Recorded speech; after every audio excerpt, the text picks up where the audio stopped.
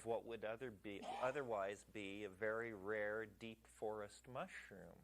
But because we domesticate cattle and clear land so to do, we have created a huge circumtropical global environment in which these mushrooms can reside.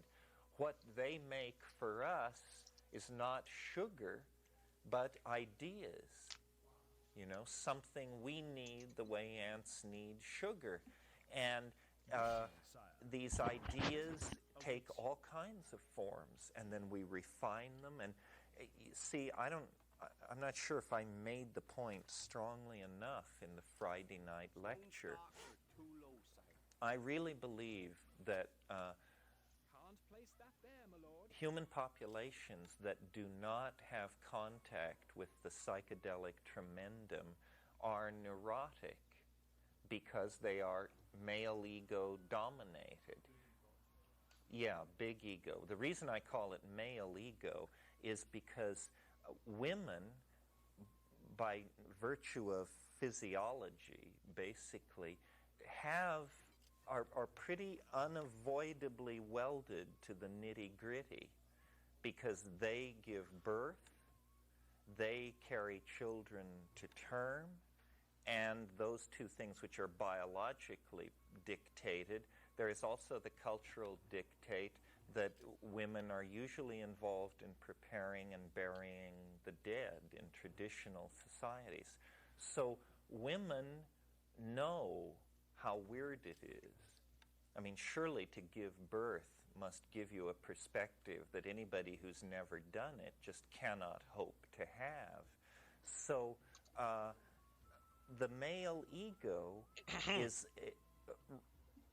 floats on this myth of separateness, that no woman has the luxury of entertaining because birth, pregnancy, menstruation, care for the sick, care for the dying, these are boundary dissolving activities that keep women close to the nitty-gritty. The male organism can go off into its own private Idaho, pretty much.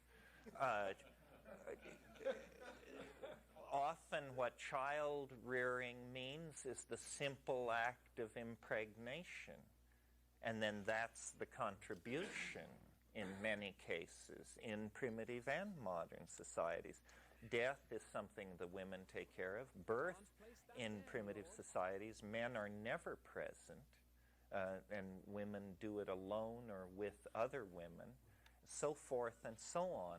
So in these Neolithic and Paleolithic societies, this tendency of the ego to tumorize and grow in individuals was kept down by a chemical regulator, which was the psychedelic experience. It was part of the food chain, and it suppressed ego, much in the way that drugs are given in prisons to suppress libido, because it's hard to manage highly libidinous people in an institutionalized situation, especially when it's only one sex is involved. So this natural regulation of the human species, by regulating this psychic function called ego, was disrupted with the invention of agriculture. And the hunting-gathering society, with its deep involvement in ecstasy, and it was these weekly or bi-weekly psychedelic orgy ecstasy picnics that people used to have, that gave way. And Weston LaBarre makes the point that ecstasy is not at a premium in agricultural societies because it's disruptive. What is at a premium in agricultural societies is the ability to get up before dawn and pick up your tools and go to the fields and work like a dog. And if people have been up all night before dancing and tripping, and they can't do that. And so the psychedelic gods are replaced by cereals, corn, wheat, rye. And of course, you know, at a very early strata in the Neolithic, you do get the emergence. I mean, Fraser is full of talk about the great corn god and Tammuz and all this. So we are living the legacy of millennia of cultural neurosis in Western civilization by virtue of the fact of the untreated growth of the cancerous ego. And we know this. It's simply that we assume there is no cure. We assume that it's natural to have ego and that it's somehow unnatural to suppress it. But wherever you have an outbreak of psychedelic use in a high-tech society, then you see refeminized, hang-loose, communal, caring values come into prominence within the community. Somebody had their hand. Yeah. Question. One is, have you seen a difference in the way men and women react to psychedelics, given the fact that maybe perhaps men embody a stronger male ego than women on balance? And then my other question has to do with the role of kind of the observer ego when you're doing drugs, whether it's marijuana or alcohol or especially psychedelics. So I was just sitting here thinking that the reason that I don't take anything stronger than marijuana is that, you know, as your experience, I mean, I lose myself even in a strong hit of marijuana. I lose my ego completely, and I mean, I guess that's just a different form of the experience if I don't get really fearful and paranoid, but it's easy to get scared when that sense of observer ego just goes, because then I don't remember that I'm on a drug trip, and then it seems timeless and eternal, and then I come down later, as you were saying, you know, the backside of the high, I go, oh yes, I just took some marijuana 2 hours ago, everything's fine, I'll recover tomorrow, and so yeah, maybe talk a little bit about that, and what people can do who maybe don't have a strong ego structure, whatever it takes to do these powerful drugs. So I don't think I would be able to handle Well, if you don't have a strong ego structure, chances are you're not a heavy-duty male dominator, because they're sort of antithetical. I think probably cannabis was a major ego dissolver, and that all these things have been used this way. And if that works for you, that's fine. I didn't take psychedelics to lose my ego, although people said that that would happen. I never quite understood what was meant, but looking at it as a mass phenomenon, where you're not talking about an individual tripper, but tens of thousands of people, inevitably this feminizing of values seems to take place. What was your first thing? Do men and women experience psychedelics differently? I don't know if they experience them differently. I've never quantitatively looked into this, but my impression is that it's less of a surprise to women, and that they feel less of a need to do it. Particularly, I think this is true of cannabis. I'll bet that 2/3 of cannabis use is male use. And why is this? I'm not sure. Maybe women have too much work to do, too many obligations. I mean, the old man can sit and smoke dope, but somebody has to do the shopping and get the kids to school and pick them up and keep the insurance paid and all that. But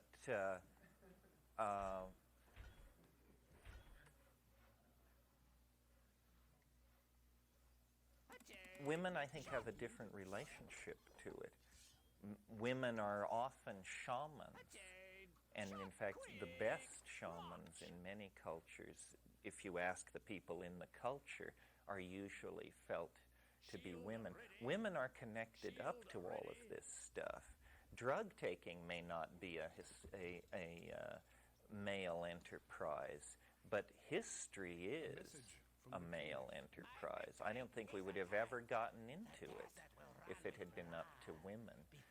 In a way, the women outsmarted themselves because they had the not control in the conscious sense, but they were sitting in the front of the canoe when and then they invented agriculture. And that undercut their own position because the vast repository of plant knowledge that had been the secret knowledge of women, it no longer really mattered. As long as you knew how to grow corn and a couple of other things, the vast encyclopedic data on wild plants became less important. And it becomes more labor intensive. And men, because they had evolved toward being efficient hunters, probably did have a physical edge on women in terms of stamina and an ability to, work with a hoe for 8 or 9 hours a day. Because what the women did when they were in their, in the prime cultural situation was they gathered, they looked at stuff and talked about it with each other. And this was this domain in which language then arose. And gathering is not hard work. It's just steady work. And it's lots of fun if you do it with your friends. And, the cliched notion about Aboriginal peoples is the women chatter, this phrase, the chattering of women in primitive situations. It really is true, I think, that women avail themselves of language much more than men in these pre-literate situations. The men are hunters and they act like hunters. They're stoic. They hold it all in. Literally, I mean, the larger bladder size of men is thought to be related to the hunting adaptation and so forth. So the men are stoic, they're holding it in. The women are information freaks. It all rides for them on information. Where do you find it? How do you cook it? What does it look like? Is it poisonous? What time of year is best? What soil is best? What do you combine it with? Is it good all year round? What do the flowers look like? What does the fruit look like? So, data, information. How could you ever understand the use and location of 600 plants or more unless you had a tremendously evolved vocabulary for this kind of thing? Yeah. A couple of practical questions. One, the physical weakness that follows substances like psilocybin, is there any way to prevent that? Well, the physical weakness, these things take energy. I mean, obviously during the trip, energy is being sucked into the moment. I mean, a trip is hard work, even if you're just sitting still. So then there's going to be an energy debt. One way of assessing the toxicity of a drug, in the course of this weekend, I've named several ways, and they all need to be used together. But one way of assessing the toxicity of a drug is how do you feel the next day?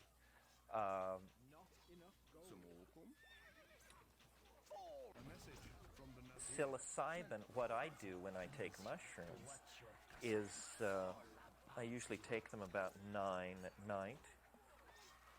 By 1 or 2 in the morning, it's usually past. And then I eat before I sleep so that I don't wake up in the morning with a protein debt.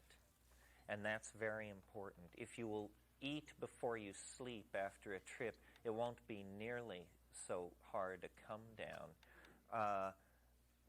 MDMA, one of the things that's really appalling to me about it is here it is, this pretty minor psychoactive, and my God, the day after is tough sledding. I mean, for a hangover like that, you should at least have seen God, you know. Now, LSD, we said if you drink a lot of water, that cuts the thing. Yeah, vitamins are never a bad idea at any point in these things. LSD, which I said yesterday, was so effective at low doses that on that scale it appeared very non-invasive. I feel terrible after taking LSD. I mean, it takes me 24 hours to put it back together. The interesting exceptions to this, and the causes, you know, it always seems to cut my way in terms of favoring the ones I think are most interesting. DMT is again the anomaly here. DMT is the most powerful hallucinogen there is. If it gets stronger than that, I don't want to know about it. And 15 minutes after you do it, you feel as though you had never done a drug. You are down 100%, mentally, physically, spiritually. It just returns you to the baseline. Ayahuasca goes DMT one better, and ayahuasca is the only one that I know of that does this. And I maintain the reason these things behave this way is because they are so similar to brain chemistry, ordinary brain chemistry. Ayahuasca, you actually come out slightly higher than you went in, and it isn't lost, you know?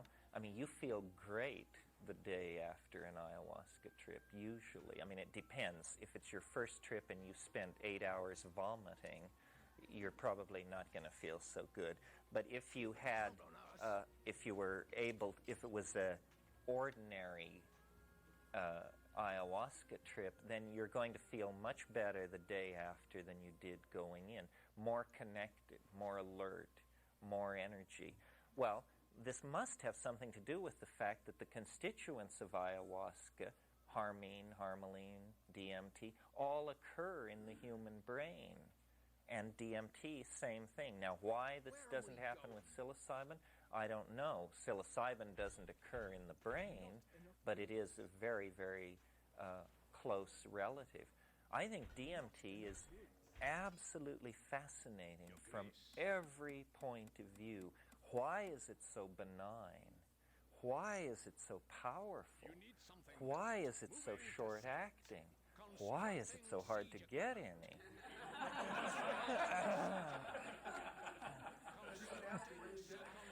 That's the $64 question. Believe me, every book on drugs that you will pick up will say it's easily made. You know, people are making, they ask you to believe that people are making it in their kitchens all around you. Well, I don't know. A recipe? No, not fun, but DMT, NN-DMT. I've seen it botched many times. The literature doesn't tell you that. I mean, botched, ruined.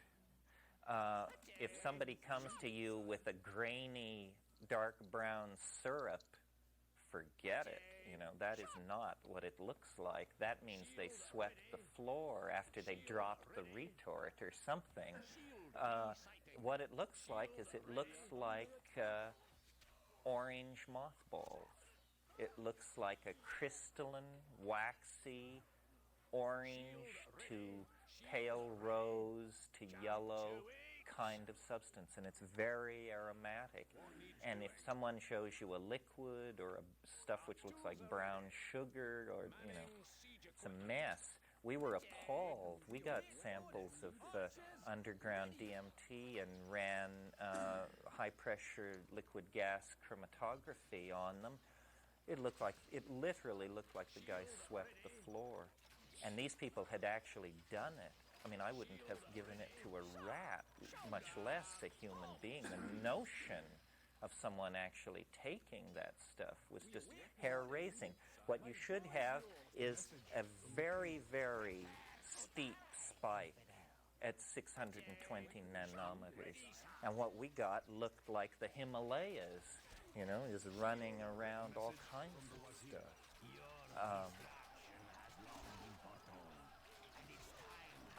There has been DMT around which was shootable DMT, which is the hydrochloride. And since I don't shoot things, I didn't pursue it. Although what people tell me, and this is interesting and something to bear in mind, is shooting is not as effective as smoking. People think that shooting a drug is the most effective way because you see it all go into your body or something, I don't know. But if you shoot DMT, it takes about 5 minutes to come on, and it lasts about 45 minutes. That's why if you read in the literature how long does DMT last, it will always say 45 minutes. But if you smoke it, the peak experience lasts 400 seconds, something like that. I mean, it's extreme. That's why it's so astonishing, because it is so intense and the onset is so sudden that it's more like something has happened to you rather than that you've taken a drug. In other words, it's, and sometimes people come out of it saying, you know, what happened? Have we done it yet? Or was there an earthquake and the roof fell on me just as we were about to do it? It has the quality of an event rather than an experience. And also it has the quality of an event because it does not touch the core observer. You are not changed. What's changed is the sensory input is changed. You are still who you are. You don't think you're God. You don't feel bad about yourself. You are exactly who you were before you did it, with the same set of concerns. But you have been whisked into an alien dimension, one you never had imagined existed or could have a moment before have conceived of. And suddenly it's 100% in place, 360 degrees around you. And then, you know, 3 minutes, 4 minutes, 10 minutes later, you're raving to your friends, and it's as far away as that trip to Majorca 4 years ago, you know. So you make a major distinction between 5-methoxy DMT and NMDMT in terms of the quality of these? Oh yeah, they are day and night. I mean, 5-MeO DMT, some people like it. It's a feeling, is what it's been for me. It's this huge feeling that kind of sweeps through you, and it's velvety, and it's hard to describe, actually. But the main thing that I'm noticing when it's happening is I am not hallucinating. And of course, the main thing that's happening with DMT is you're having hallucinations so intense, so three-dimensional, so highly colored, so sculpturally defined that it's more real than reality. And by that I mean, if you look at this room, notice how all edges are slightly feathered. There is, at all boundaries, a slight indeterminacy. But on DMT, it's hard-edged. Everything is just defined. Sometimes people say it's as though all the air had been pumped out of the room. You're seeing it with that lunar starkness and clarity, you know, and unimaginable objects off the art scale, and entities. DMT is the only one of these psychedelics where I have seen the entities. On psilocybin, it speaks, and it's audio. On DMT, it's you see these things, and I don't know whether it's my personal mythology. For me, DMT is the center of the mystery. I mean, I fear it, I love it, I thank God for it, I wonder if I'll ever understand it.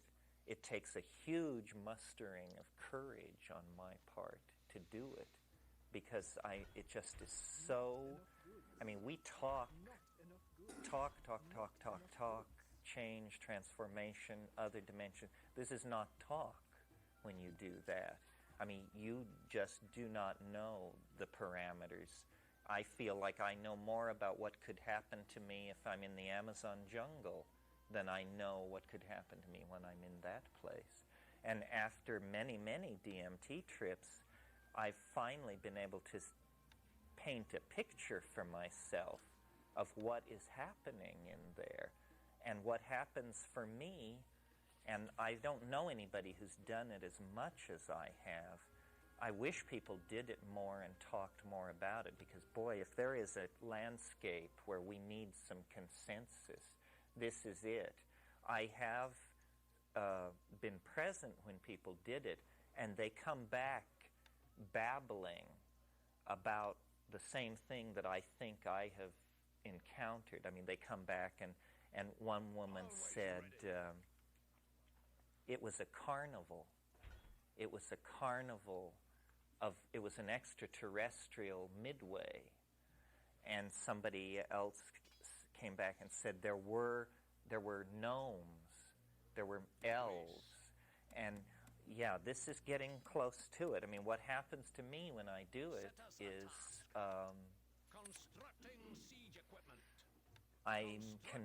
there's a period, an initial period of kind of hysteria and confusion. It's almost as though time speeds up, even before you take the first hit. Many people say, just before you do DMT, there's this funny kind of impression in the room, almost as though there is backwash from the event about to happen. You're caught in the psychic field of this event, and everything is moving faster and faster. This is like the Q phenomenon. And then you take the hit, and it's building up in your body, and your heart is pounding and everything, and then you break through to this place, and what it's like is the first impression is of the first impression is of the sound of cellophane being crumpled. That crackling sound, as if someone had just taken a bread wrapper. Yes. Crackle that cellophane for us. That's it. More of that.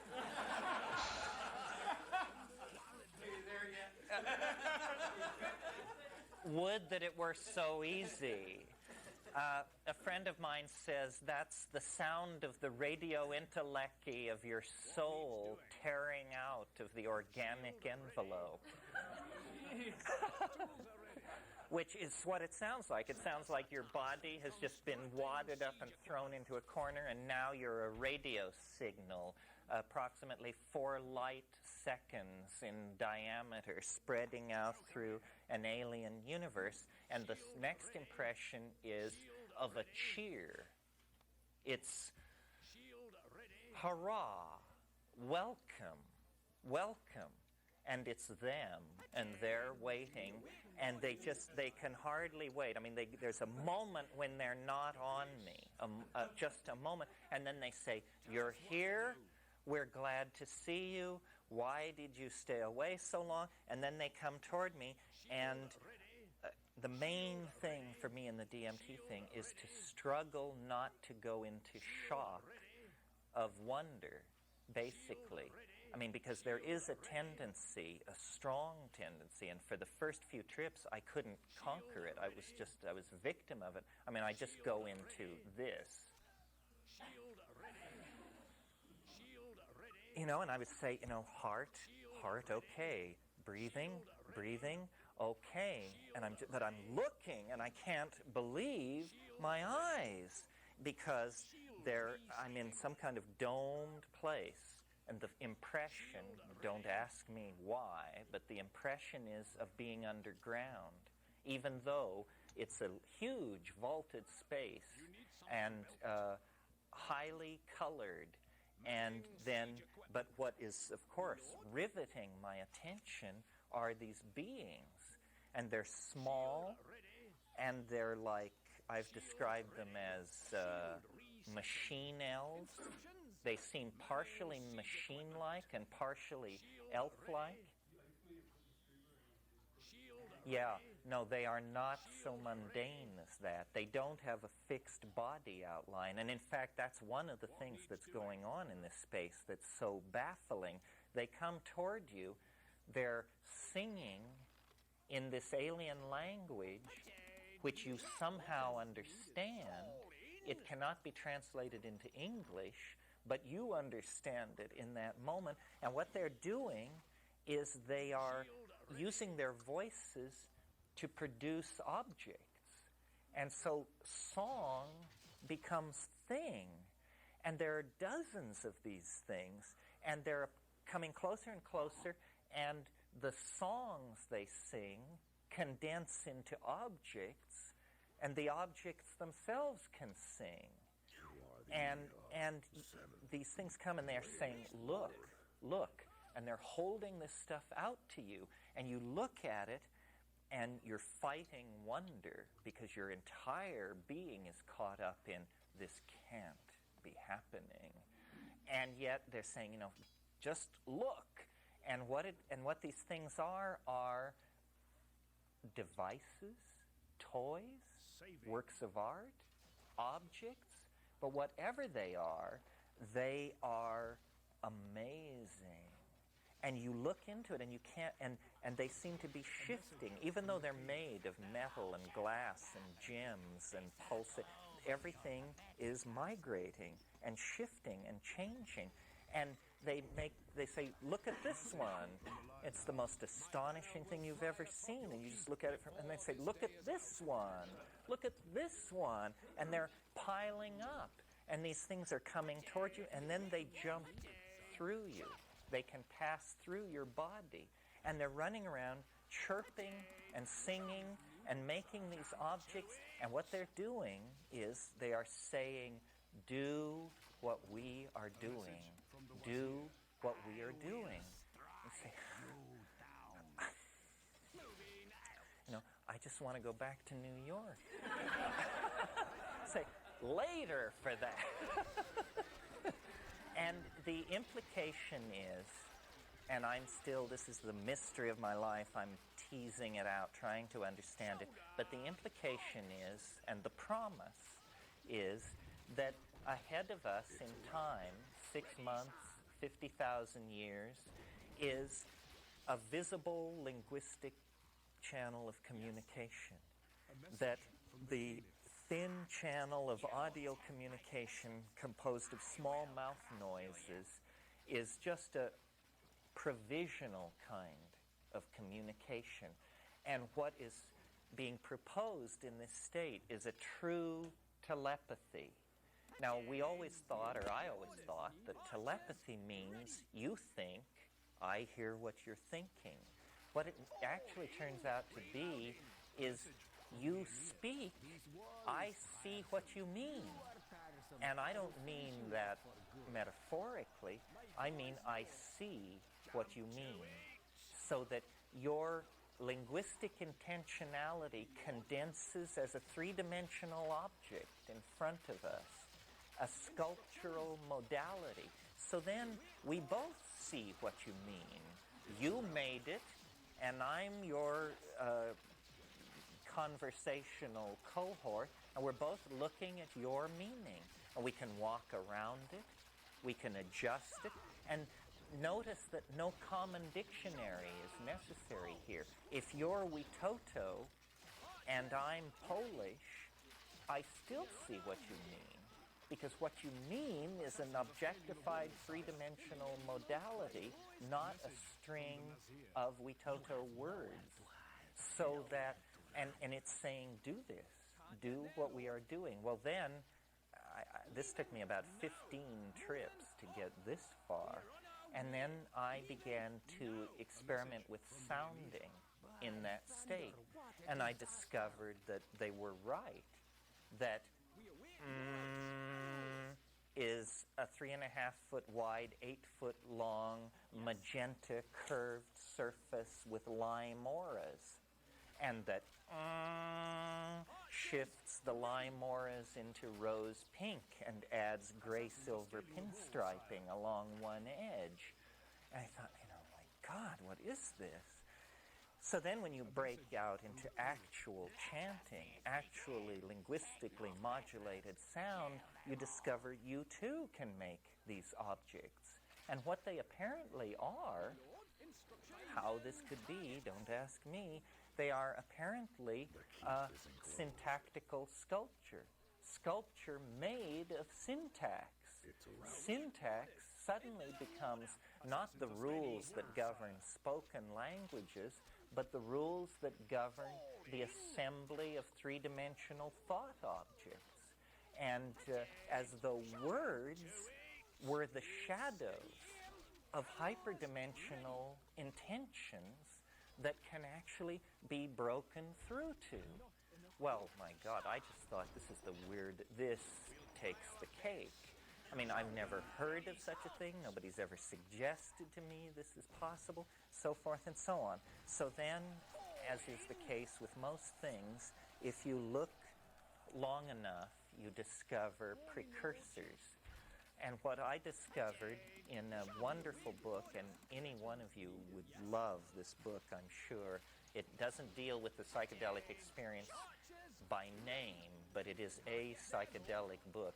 It's called The Phenomenon of Life by Hans Jonas, Jonas. And if you can find this book, what a read. It's a group of essays, and one of the essays, he is talking about the etymology of the word Israel. And he says, following Talmudic thinkers, that Israel means he who sees God, that this is the actual etymological basis of the word Israel. So then, did I say that we're talking now about the writings of Philo-Judaeus? Yes. Philo-Judaeus, in discussing the etymology of the word Israel, says it means he who sees God. And then he says, what does this mean, he who sees God? Well, as you probably know, in the Hellenistic world, there was this phenomenon called the Logos. And the Logos was an informing internal voice that tells you the right way to live. It's like a spirit ally that speaks to you and informs you.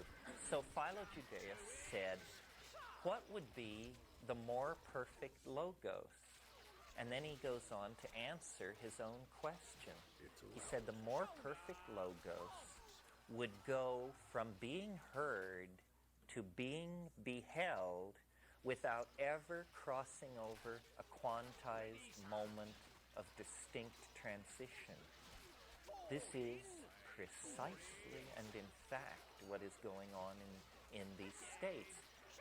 Because now I have learned or have found out how to evoke this DMT phenomenon in the more controllable environment of the psilocybin intoxication.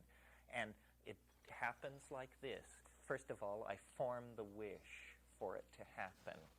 I usually follow a line I learned in an old I Love Lucy rerun where she's explaining to Ethel how she contacts flying saucers. And she says, I just say, come in, little green men, come in, little green men. So on mushrooms, I do this. I say, come in, little green men. And what begins to happen is this sound like bells, like very distant bells. And then it becomes louder and louder. It's sort of like bells with wind. And it becomes louder and louder and more complicated and more complex. And at a certain very, very hard to precisely define moment, it begins to spill over into the visual cortex. And then I see the language, and I can interact with it. Well, it is apparently a more perfect Logos.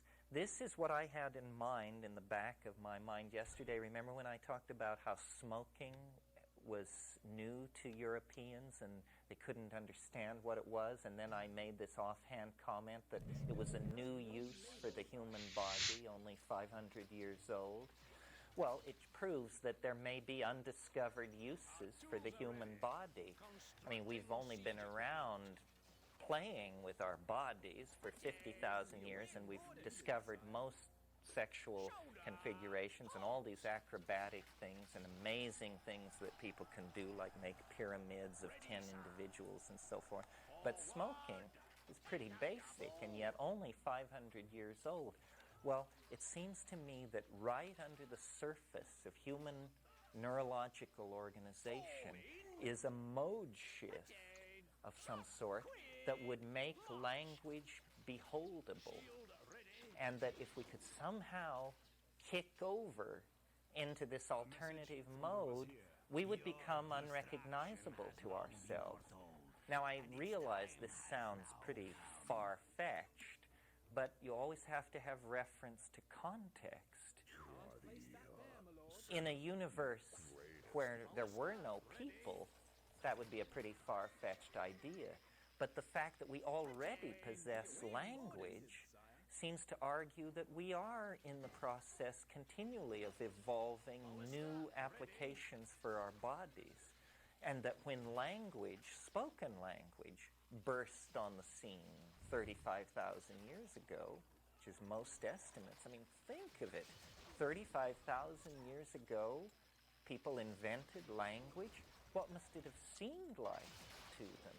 It must have seemed like a miracle. Hardly anything sets you up for it. I mean, the difference between a 9-hour recitation of oral poetry and 3 chickadees on a line is quite a leap.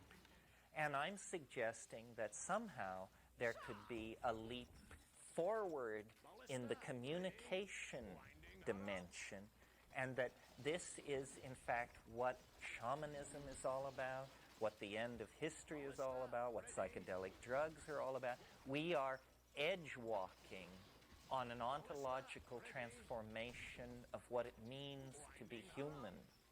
And the mode that this transformation will come in, it will not be political or technological. It isn't starflight. It isn't socialism. It's a whole other way of making our minds known to each other by being able to show each other our minds. And in psychedelic states, you can do this. Yeah. Any relationship to the Australian Aboriginal belief that the world, that the forefathers actually sung the world into being, that the song, that concept doesn't seem too far off. That's right. Well, yes, as you say, in our own tradition, in principio et verbum, et verbo caro factum est. In the beginning was the Word, and the Word was made flesh. That's the whole story. What we need to do is pass through this transition and make the Word flesh. In other words, objectify the Word. Somehow the Word, and believe me, I talk about these things, but the pictures are provisional. I don't understand how it could be done. I mean, I'm an engineering type on one level. Is it an acoustical hologram? How in the world could I make you see a concept in my mind as though it were hovering 3 feet above the floor? Is there a way?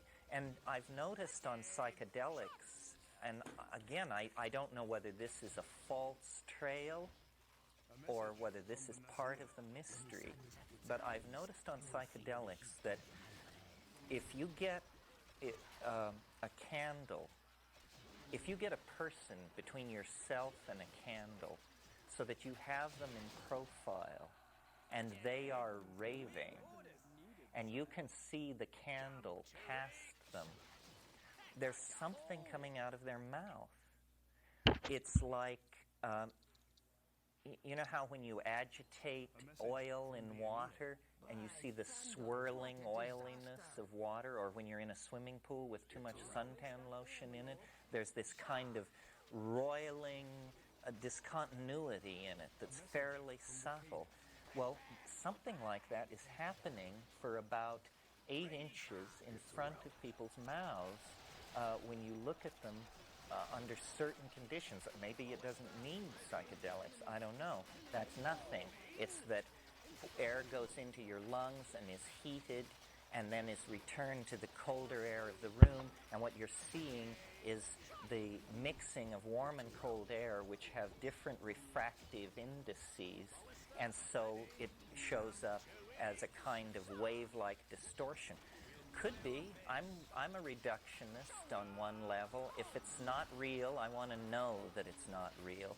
But I'm not sure that that's what it is, because it seems to me they are beginning on a very small level to do this thing. And language seems to me to be a continuous spectrum. And because I'm a public speaker, because I work with language, I think about these things a fair bit. It seems to me language begins in total inarticulation. I mean, basically, kind of stuff. And then it moves on to operational speech. Give me this, bring me that, change my diapers, this kind of thing. And then you introduce the notion of communication. I mean, at what age do children become capable of saying, I feel X, Y, and Z? What this means is they are beginning to move invisible interior modalities out into the linguistic domain. Say, I feel sick at my stomach. I feel too awake to go to bed. So on. Well, then you get more complex ideas where people are conveying abstract ideas. And then you get eloquence, a speaker who can make you listen and who can rivet your attention. Well, then beyond eloquence comes poetry.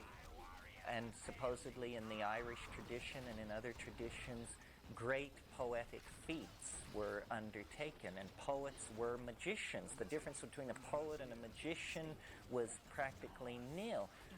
And that's where we're asked to believe that it ends, in great poetic eloquence. But it seems to me it's possible to just keep going. And one of the curious things about the way we think about language is when we talk about clear language, we always use visual metaphors. To understand someone, if you understand someone, you say, I see what you mean. I see what you mean. Seeing is the sense that we trust. And someone says, he spoke clearly. Visual metaphor. She painted a picture. I see what you mean. As though we unconsciously sense that language is an uncompleted project at this point, moving toward a visual mode of expression. And I think if we say the psychedelics are catalysts on imagination, then what is it that they are catalyzing? They are catalyzing the further concrescence of language. And who knows how long this is? Looking back at the invention of language, you kind of have to suspect that it happened rather suddenly, that people went from not speaking to speaking quite suddenly. They had all the machinery, the physical machinery, the lungs, the vocal cord, the coordinating mind, and apparently, if you follow Chomsky and his school, the genetically laid down foundations for syntax. And syntax, Chomsky has shown, precedes language. I mean, the chimpanzees and squids show evidence of syntax, but their language is extremely rudimentary. Somehow you can't have language until you have syntax. Syntax are the rules which define language. But then at a certain point, language has this capacity to become truly self-reflecting. I can't imagine what a world would be like where this ability was mastered. I suppose you would have to say it was a psychedelic world. Yeah. Earlier you were talking about this possibility, and you started mentioning, I can't imagine how you could do this, and you started talking about it, and to me it felt you were talking about something hovering, and at that point you could almost see that it would be possible to continue. When you said hovering, I got hovering. I could almost see something hovering. And so it seems like there's really an evolutionary thing, as you were mentioning, that once people get used to really hearing each other, that it'll just begin to happen, that little by little, we'll get used to it. We may not even know it, and maybe it's happening now, that language is being used much more in different ways than it used to be. Yeah, I think that's true. I mean, my fantasy is of a workshop where someday we get it out. I mean, that's really what I want to do, is I want to punch a hole into the other place and have this linguistical, syntactical, intentionality-directed stuff pour into this universe and fill it to the brim. It seems to me that this is a real possibility. Whenever I'm stoned, I have this notion of, I call it the last conversation. It's where it seems possible to sit down with somebody of goodwill and say, we're going to have the last conversation. We're going to start from here, and we're going to work our way in, and when it's over with, there will be no you, there will be no me, there will be no here, there will be no there, because we will have carried out some kind of Derrida-type deconstruction project on the apparent reality, and we'll be left with bedrock. I think this, I don't know if that's the same program as the visible language. What I do know is that on ayahuasca in the Amazon basin, this is what's going on. They call it singing, but it's a visual art. And, you know, some of you, our little company sells ayahuasca songs. Well, they are audio recordings, but they are visual works of art. How they sound doesn't matter. It's how they look. And when you're sitting in a blackened hut with these people, you'll hear someone lay down a riff which manifests as a fluorescent pink line with gray undershading. And then the shaman sitting, and it's a wavy line, and the shaman sitting next to the singer will then go back through and place a mirrored green dot in the trough of each wave. And the sound is lost in this. The experience is entirely visual. Well, is it only abstract colored patterns and moving fields of light? Or could I sing you my grandfather, and you would see him with his blue visor and his pegged pants and his crew cut? It's this kind of thing, you know. This is why I believe the psychedelic experience has some kind of historical role to play. If we take seriously the idea that it's an enzyme for the imagination, and if we take seriously the notion that language is the carrier wave of the imagination, then probably what we're involved in here is an evolutionary, a quantized evolutionary leap to a higher modality of language. And it will come out of our biological organization, see? It's not cultural, and it's still less technological. It's in the bones and tongue and brain and lungs of human beings. Yeah. Ernst, when you're in one of these circumstances and you speak to the little people, if someone were in the room with you, would they hear you speak? Oh, yeah. Well, so you actually acoustically verbalize this conversation from your side. Yes, it's a kind of glossolalia, or that's what we would have to call it. Glossolalia, as you all probably know, is speaking in tongues, but this has characteristics that glossolalia doesn't have. For one thing, people who do glossolalia have a kind of disconnectedness from it. In other words, in these Pentecostal churches, when someone will go into glossolalia, often when they come out, they will turn to the people around them and say, did I speak in tongues? Did I really do it? In other words, there seems to be a kind of occlusion of the observing mind. The other thing is, glossolalia of that sort involves pretty radical physiological changes. Some of you may know Felicitas Goodman, who wrote a book on glossolalia. She measured pools of saliva 18 inches across, having originated from a single person during a 20-minute burst of glossolalia. Well, that's a pretty lathered up, hyped up state to be in. The glossolalia induced by DMT and psilocybin is controlled and willed. It's as though the language forming, the English forming part of the mind steps away, and an Ursprach, a kind of primordial language, steps in, and it's highly modulated. It doesn't have to be screamed, sung, or chanted. It can simply be done at conversational levels. Now, when you do this in the stoned state, it's wonderful. And when you make tape recordings of it and listen to it in the unstoned state, it's either alarming or silly. I mean, people have said to me, soft pedal this part of it because it's too weird.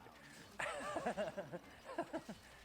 I was trying to get to is that in order to form these sounds, there is some sort of, presumably, if you use today's electronic model, some sort of electronic neurological something going on in the synapses that cause the muscles to form sounds. Right. Well, that's a radiation of electrical energy that starts the mechanical, acoustical coupling to the vocal cords. And in trying to figure out, you were discussing earlier the mechanism. How would you make this work? Would you actually see the sound coming out of the throat? It would seem to me more reasonable to pick the electronic model and the radiation of electromagnetic energy rather than acoustical to project this information.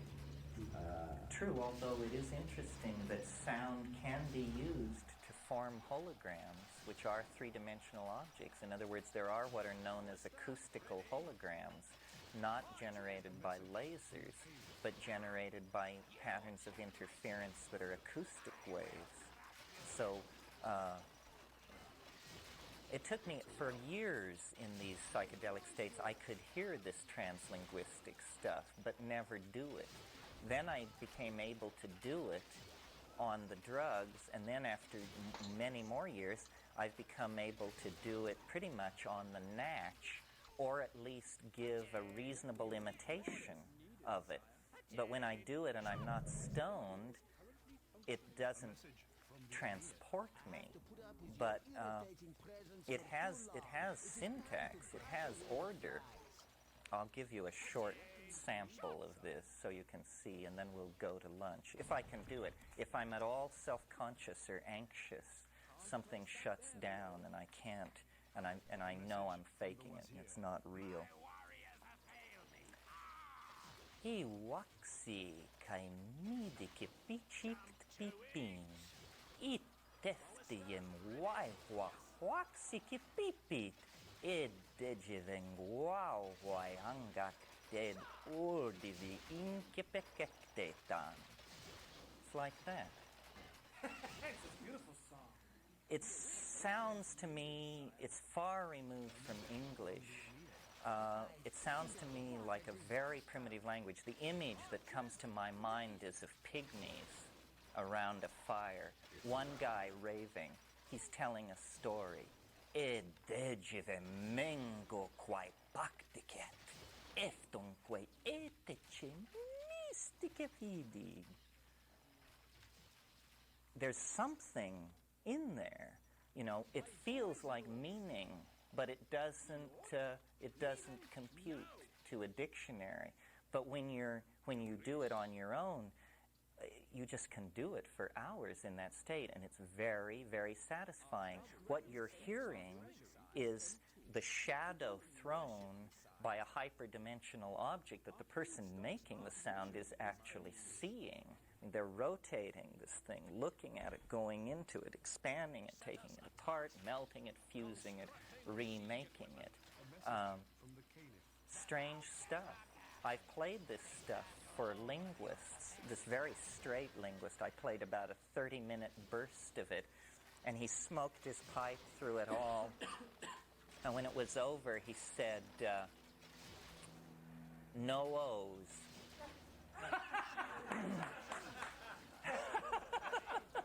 Did you want to say something? Did I just make that up? No, I just made that up. Yeah. Did you have any images? What was going on? Can you describe what was going on inside when you were doing that? I was trying to stand aside. I was trying to not do anything to it. I was just trying to let it be. Because, there'll be a part of it and I'll think as it goes by, sounds French, or the main effort is to just relax and let it be. The way I discovered it was when I smoke DMT, I can't stop myself. And at first I would yell it. And, that got me, my friends were concerned.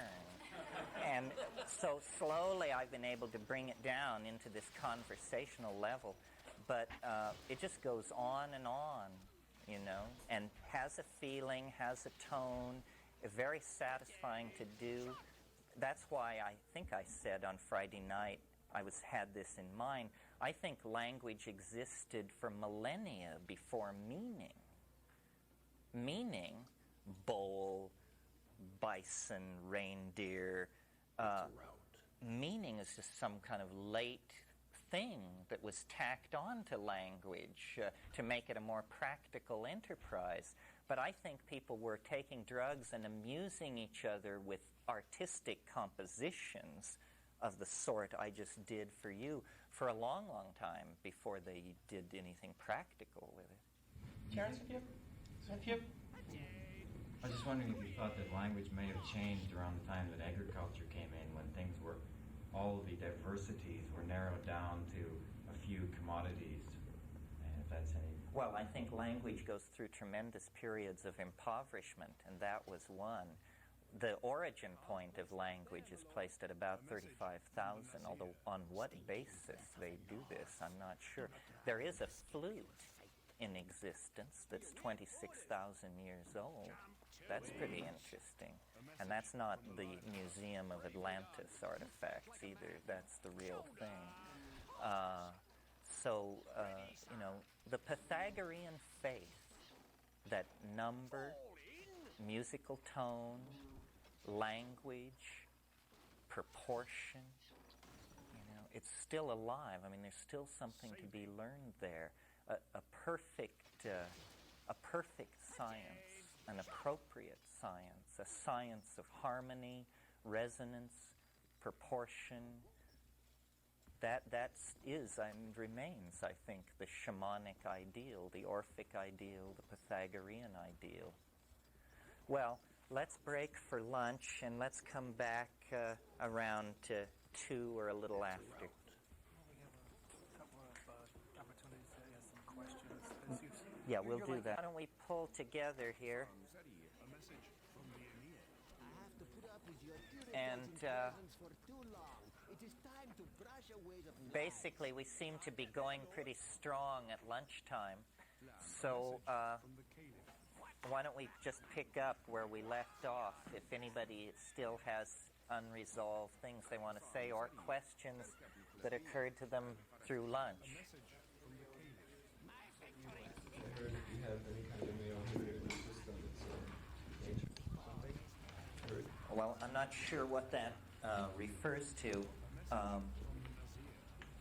You do not want to take certain hallucinogens if you're taking an MAO inhibitor because it will make it prolong it and cause it to behave in unpredictable ways. Now, there are many MAO inhibitors commercially prescribed, some quite strong.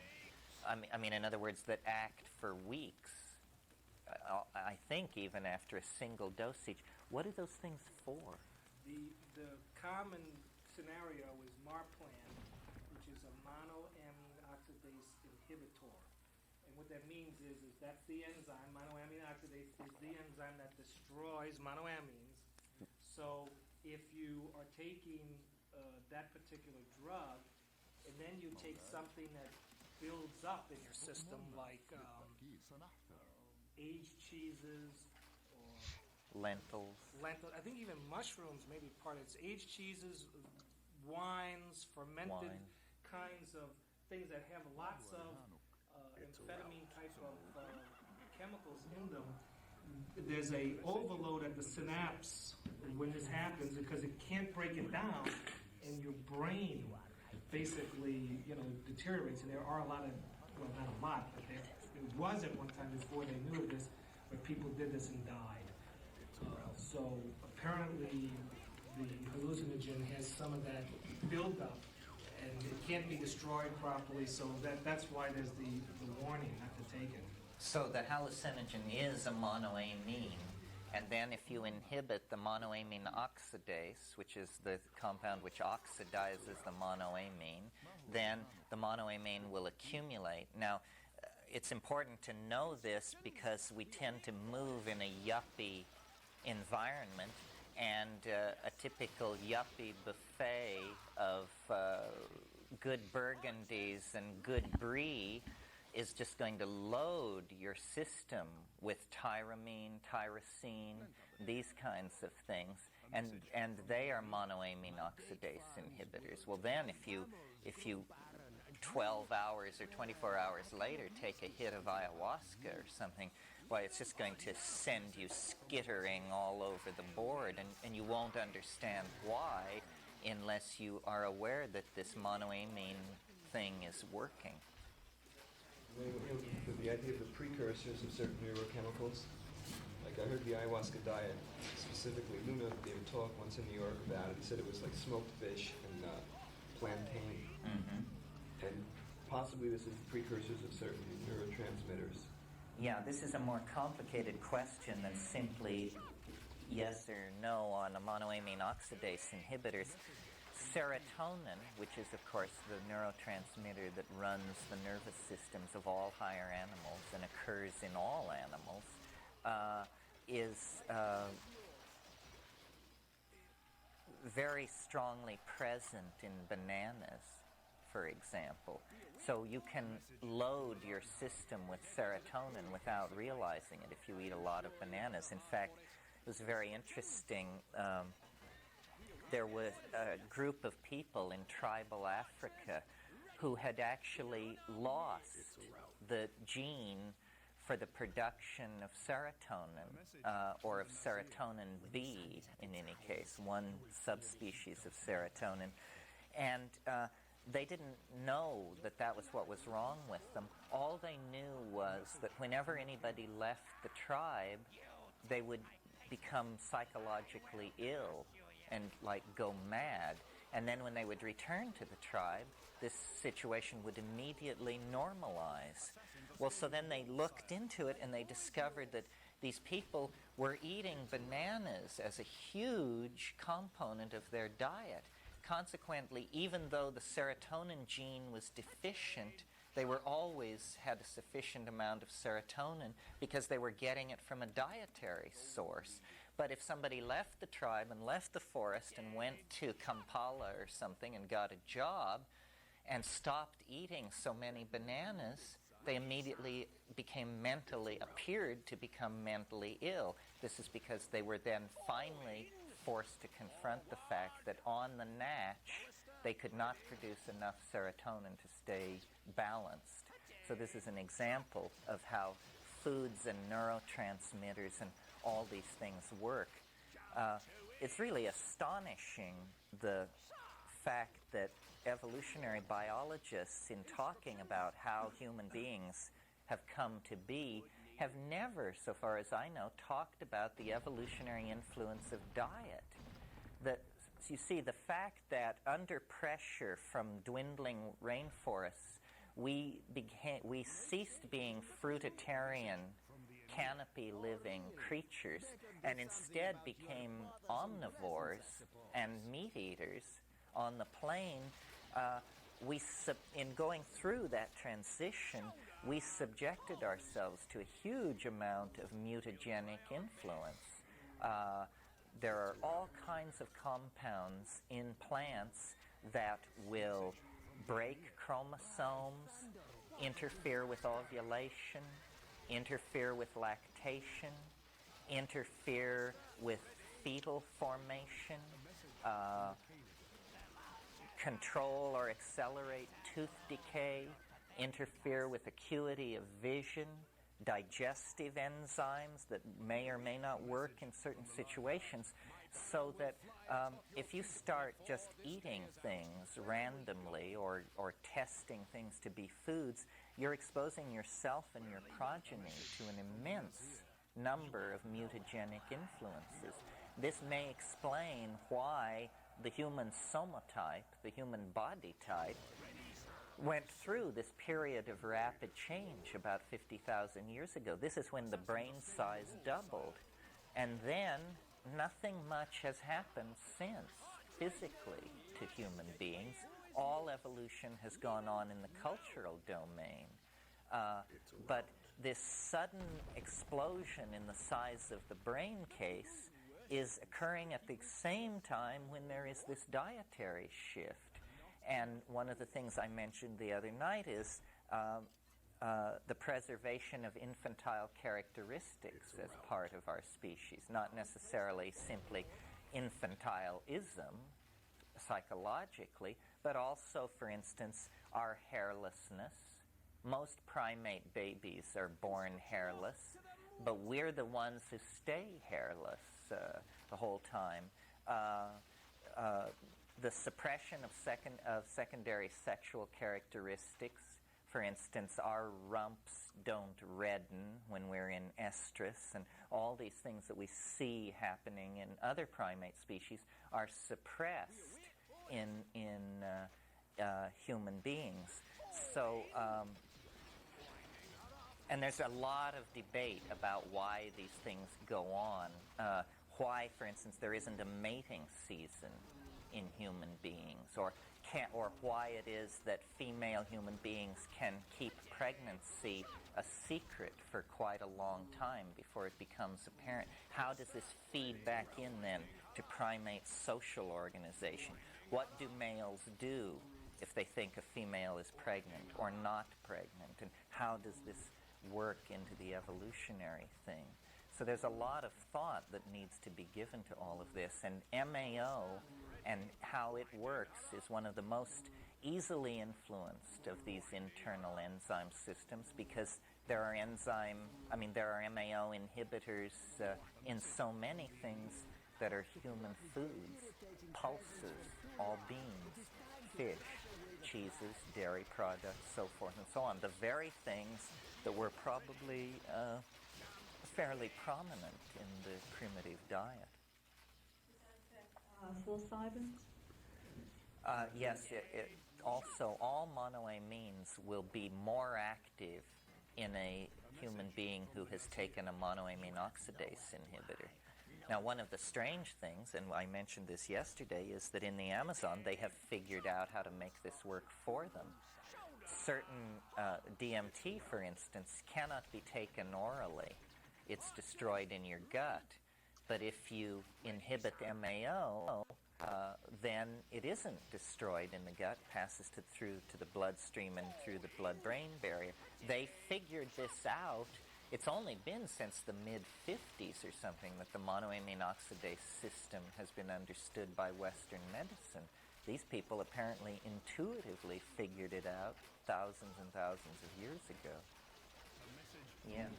I have a chemical question, but I can't help but interject that a little promo for the rind of citrus and the pulp of citrus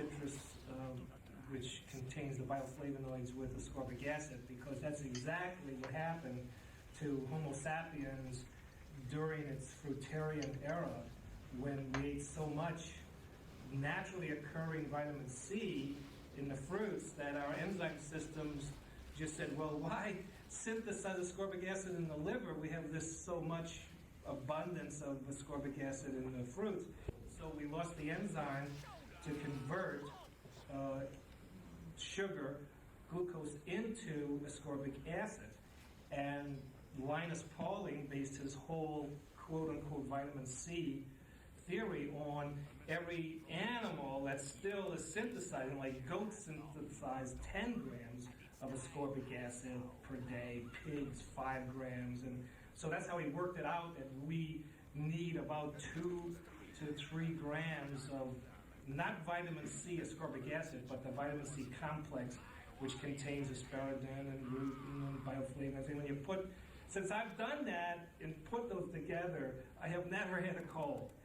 The misunderstanding in the culture is people go to Safeway and they buy 500 milligrams of ascorbic acid USP, and it doesn't work because it doesn't have the other synergistic parts of the team, just like in the mushrooms, all these little extra fairies or parts that make the thing work.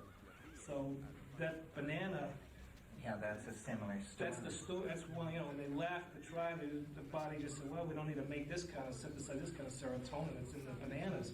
Why waste that energy? I had heard, like, the day before that you do medicine, if you take a lot of ripe bananas, it could make the trip a lot more gentle.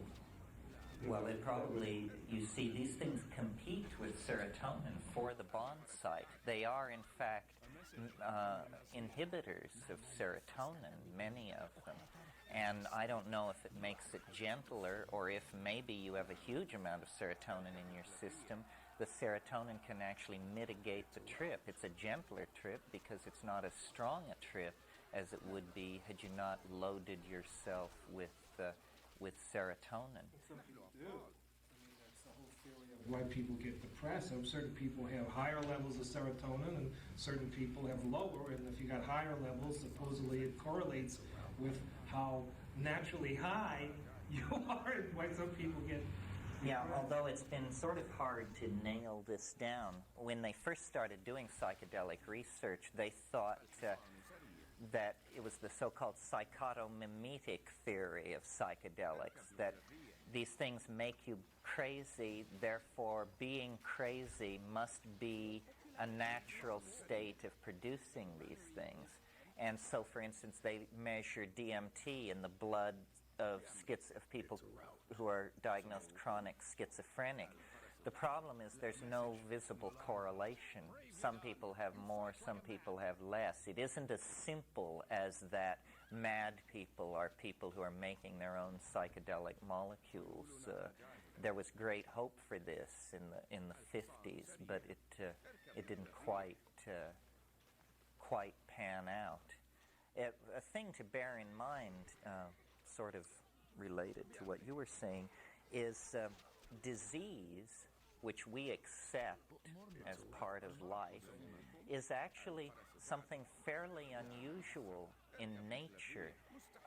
The only places in nature where you see a lot of disease happening is in insects.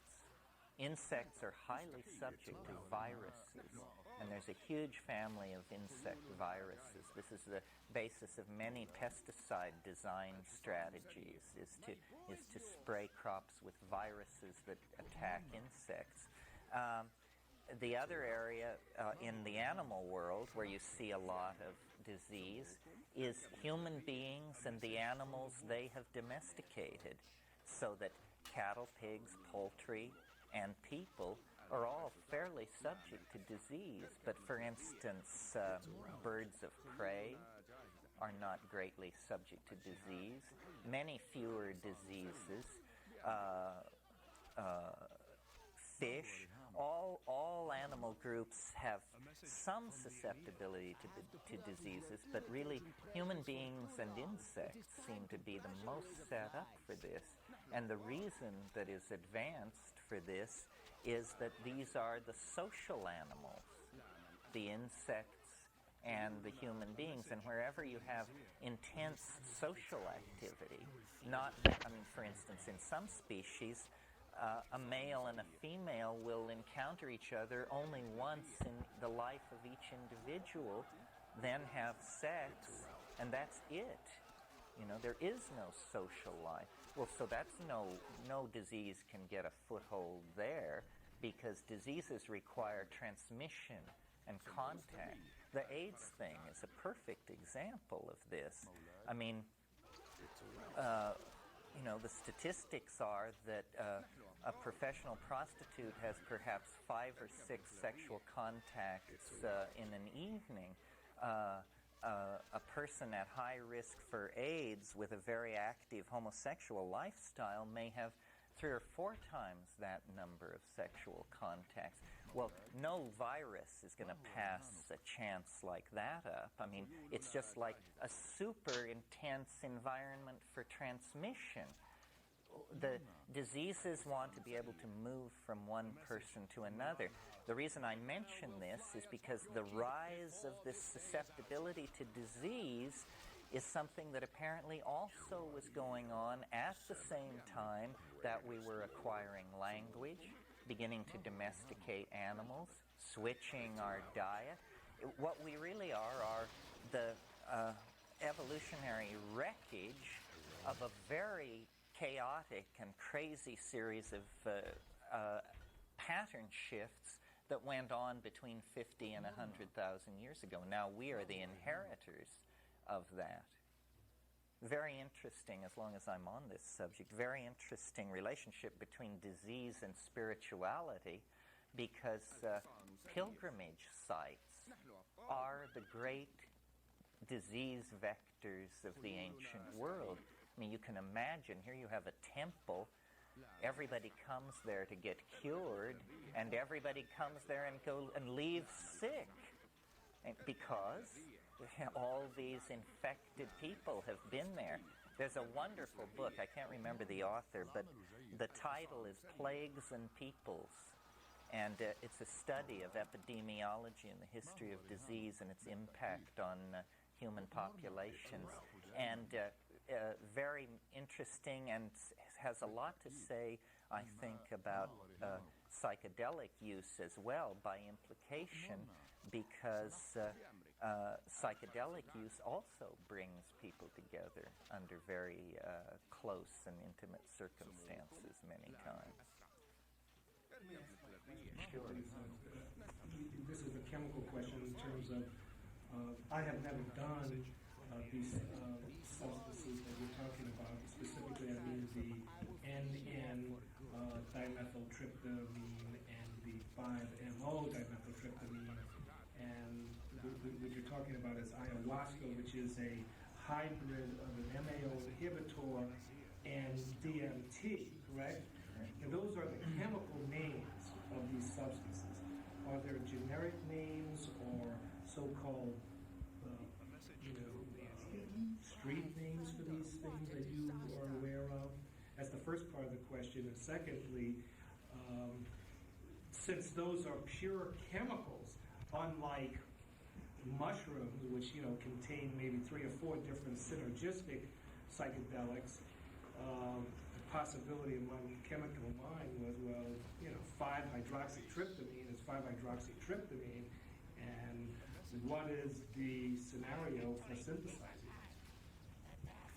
Well, I'm not sure I have it all. First of all, 5-MeO DMT doesn't occur in ayahuasca. The synergy, the way ayahuasca works, the MAO inhibitor is a beta-carboline. Harmine, harmaline, tetrahydroharman. Now, these things are hallucinogens in their own right, but only at uncomfortable doses. I mean, if you took 600 milligrams of harmine, you would have hallucinations, but you would also have so much discomfort and icky feeling that you couldn't call it a trip. 5-MeO occurs in Anadenanthera peregrina and in the toad foam that I mentioned. It's interesting that the toad foam is the only animal-based hallucinogen that we know anything about. There are, DMT does occur in certain fish, and these fish are eaten for psychedelic effect. The DMT is psychedelic in its own right, but not when taken orally. But when taken with the harmine, it becomes orally active. You only have to take, if you combine 200 milligrams of harmine, which is a subthreshold dose of harmine, with 50 milligrams of DMT, which is a subthreshold dose of DMT, you'll have a tremendous trip. And that's called ayahuasca. That's called ayahuasca. But it comes from these plant sources. Drink it. It's a beverage. It's a fluid. Tastes terrible. Yeah. I wanted to ask one question about set and setting. You were saying, I think what you were saying, what I heard you say, I just want to see if this is what you were saying, is that your sort of recommendation would be to do a committed dose, like say 5 milligrams. 5 grams of mushroom. 5 grams, I mean, 5 grams. Of mushrooms in a kind of silent space, preferably at nighttime, and also alone. If that's your predilection, if you're comfortable with that, if you're uncomfortable with that, get a friend. Is that your question? I guess that's my question, because it seems to me, like from reading Stan Groff's books, the point that he makes is that these substances are basically physiologically very safe. The danger is in psychological acting out, and it's for that reason that you have a sitter, in order to prevent a kind of confusion of what is called holotropic and hylotropic, i.e. you decide you can fly, so you jump off your balcony, because you're confusing your psychic reality, which is that you can fly, with the physical reality of your body, which will fall off the balcony and hit the ground. Well, if you had that delusion, you would certainly want a sitter present. In 99% of the cases, what the sitter is there for is not to restrain you, but to tell you that it's okay. You know, just to say that it's okay. This is immensely reassuring to people, no matter how uncertain the sitter is, that it is okay. You know? I mean, you could almost have a button which you push which says, "You're okay. Don't worry. It won't last forever." Something like that. It's a route. I guess I'm sort of in a funny position on the sitter issue, because I find them so distracting. But you do want it. You know, the one time you need them, you really need them. The other thing is this issue of should you do it indoors or outdoors? Well, what I found is that I really like keeping it mental. I like keeping everything.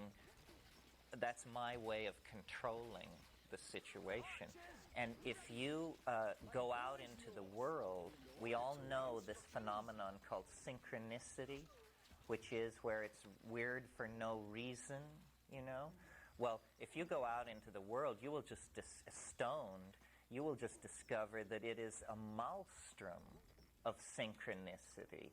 And I don't like being swept away into strange and unexpected adventures. I remember, this is an example of how this works. I was at Sarnath once, outside of Benares. Sarnath is the place where Buddha preached his first sermon after attaining enlightenment. He was enlightened at Bodh Gaya, then he walked south many, many miles to the deer park at Sarnath and gave his first sermon there. And there's a stupa there, an ancient stupa, 2nd century BC, and manicured green parks, and very nice place to take a psychedelic, I thought. So I took this psychedelic. It happened to be mescaline, with these 2 women who were friends of mine, and nobody could be seen, you know, just nobody around. It was very early in the morning. We were sitting up on this little knoll under a tree, And it began to come on and come on strongly. And I was looking out over this green expanse, and almost at the edge of discernible vision, I suddenly see two people, two dots, two people moving orthogonal to my position, moving across my field of vision. And I'm just watching them, and they stop dead. These two people, they must be 500 yards away, 1,500 feet away over these rolling green lawns. They stop dead, and then they scan, and then they start toward me. And I cannot believe my eyes that these people have changed course 90 degrees and are now headed right for me. And I kept telling myself, it's a hallucination, it's an illusion. They are not getting larger in your field of vision. You are not going to have to confront these people. Please, God, make it so. No reprieve. They're just getting larger and larger and larger until, and so I said, I'm going to make this go away by not looking. And I'm just going to sit like this. And I sat like this, not moving, until the guy's feet entered my field of vision. And then I didn't move, and I didn't say anything, and then I just looked up, and he said, "You're from which place?" "You have been how long in India?" And it was the grilling, which any Indian tourist knows. Any citizen of the subcontinent can approach you any time of the day or night, anywhere, demand to know your name, how long you've been in this country, and then the kicker. "And what do you think of India?" And this question is asked for the specific purpose of observing your discomfiture, because they know damn well what you think of India. And so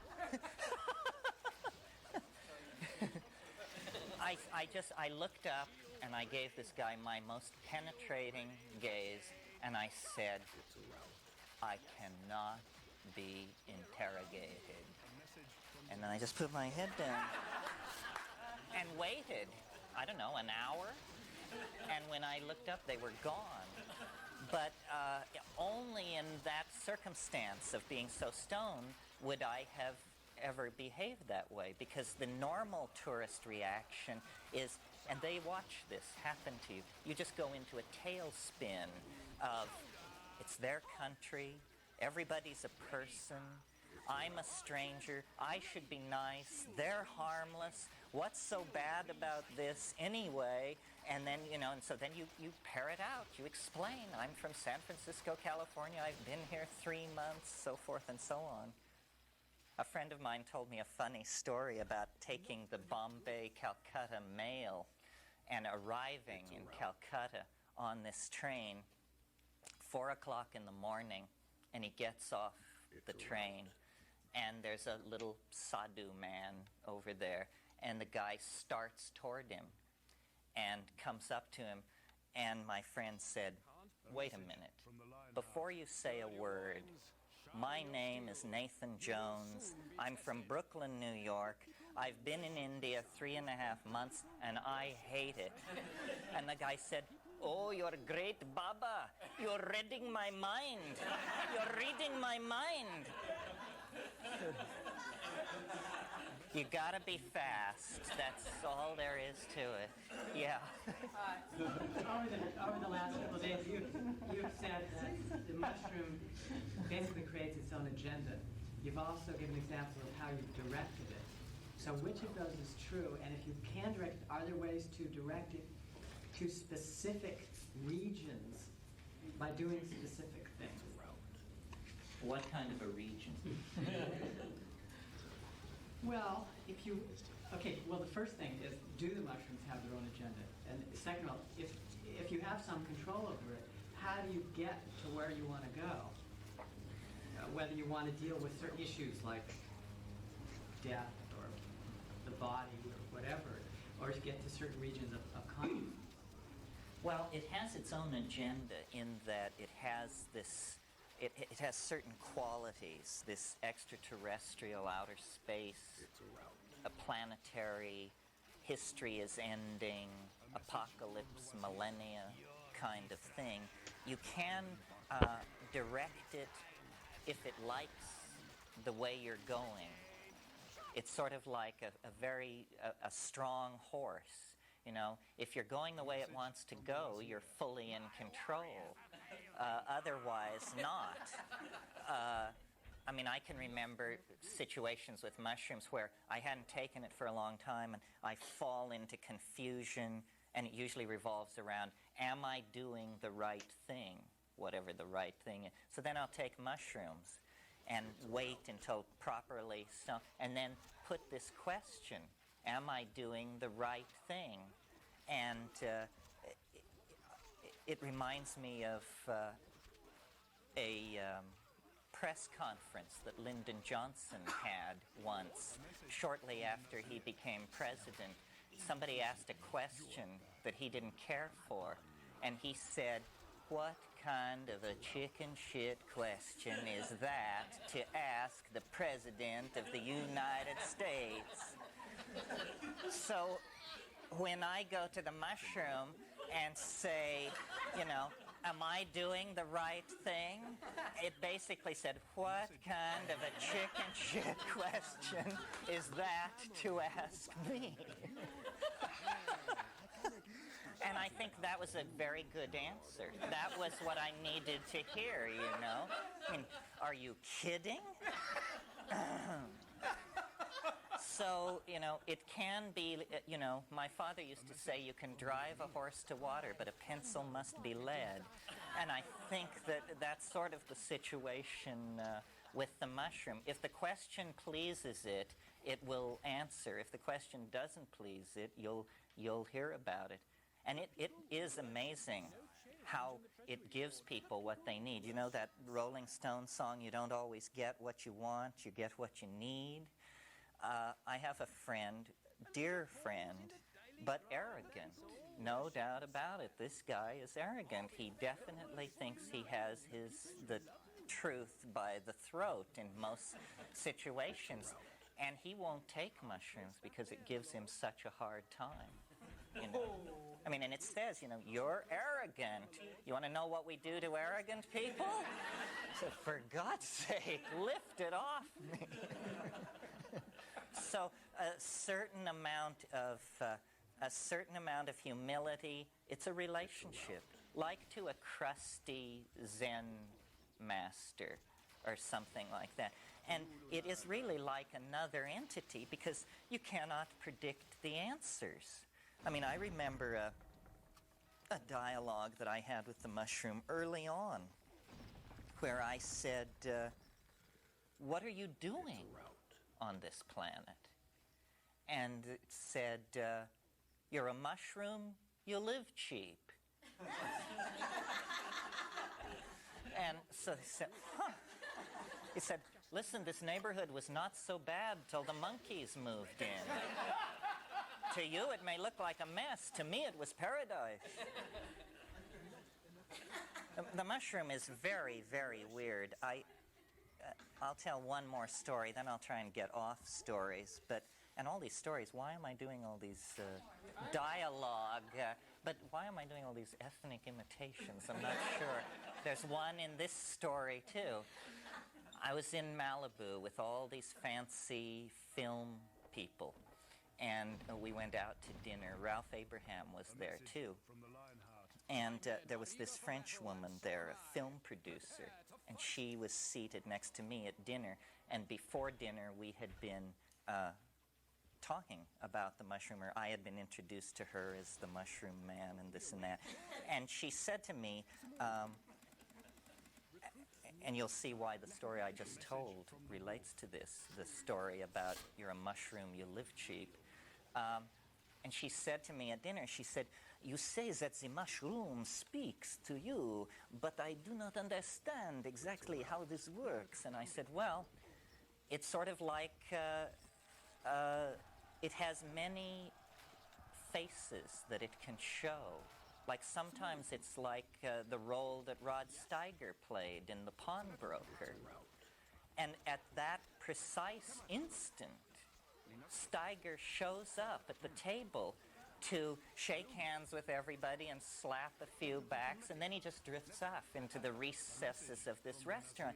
And Ralph Abraham, who was sitting across the table from me watching this whole thing and had heard what I said to this woman, reached across the table to me and said, "You see, the mushroom is showing us that it can touch us anywhere, anytime." Strange stories. Synchronicity. Yeah. Yeah. How do you remember to bring back what you've learned? Oh, that's a good question. That's an important question. That's a key question. Roland Fisher, who was a great psychedelic researcher with psilocybin and later retired to Majorca to be Robert Graves' next-door neighbor, coined the phrase state-bounded. This means you can't bring it back. And I'm sure you all have had the experience of dreaming, being caught up in some incredible dream with strange people, foreign countries, exotic costuming. The alarm goes off, and as you stagger out of bed, this is just melting like an ice cube in a blast furnace. And by the time you're out of bed and fully dressed, you have nothing, not a shred, not a hint, not a clue. It's absolutely gone. This is a state-bounded memory. Chemically, what's going on is apparently short-term memory transcription is just not occurring. You're having the immediate impression of these things happening, and then it's not going to disk, so to speak. It just is lost. Yeah? My experience is also with dreaming is to not to be afraid that I'm losing what I'm dreaming. You know, in the moment I'm afraid that I'm not getting hold of, I know that's gone. And in training myself in knowing everything, and so I'm how do you say that? I'm tuning my body to remember everything what I'm getting. Before going to bed, or I'm taking my dreams as learning. Also, like being learning during the nighttime, and it's that I'm telling my body to take everything. So even if I don't know it really consciously the next morning, it's there, and I make the experience that it's really there. Sometimes I have just a feeling, and I'm noting down the feeling. I'm trying to just feel it again, and I'm knowing something happened, and I shifted something tonight, and it was like this and that. And I know that I did my work, also if I don't know exactly what was going on. But it helped me a lot in just knowing that my body has so many possibilities to memorize, that will memorize.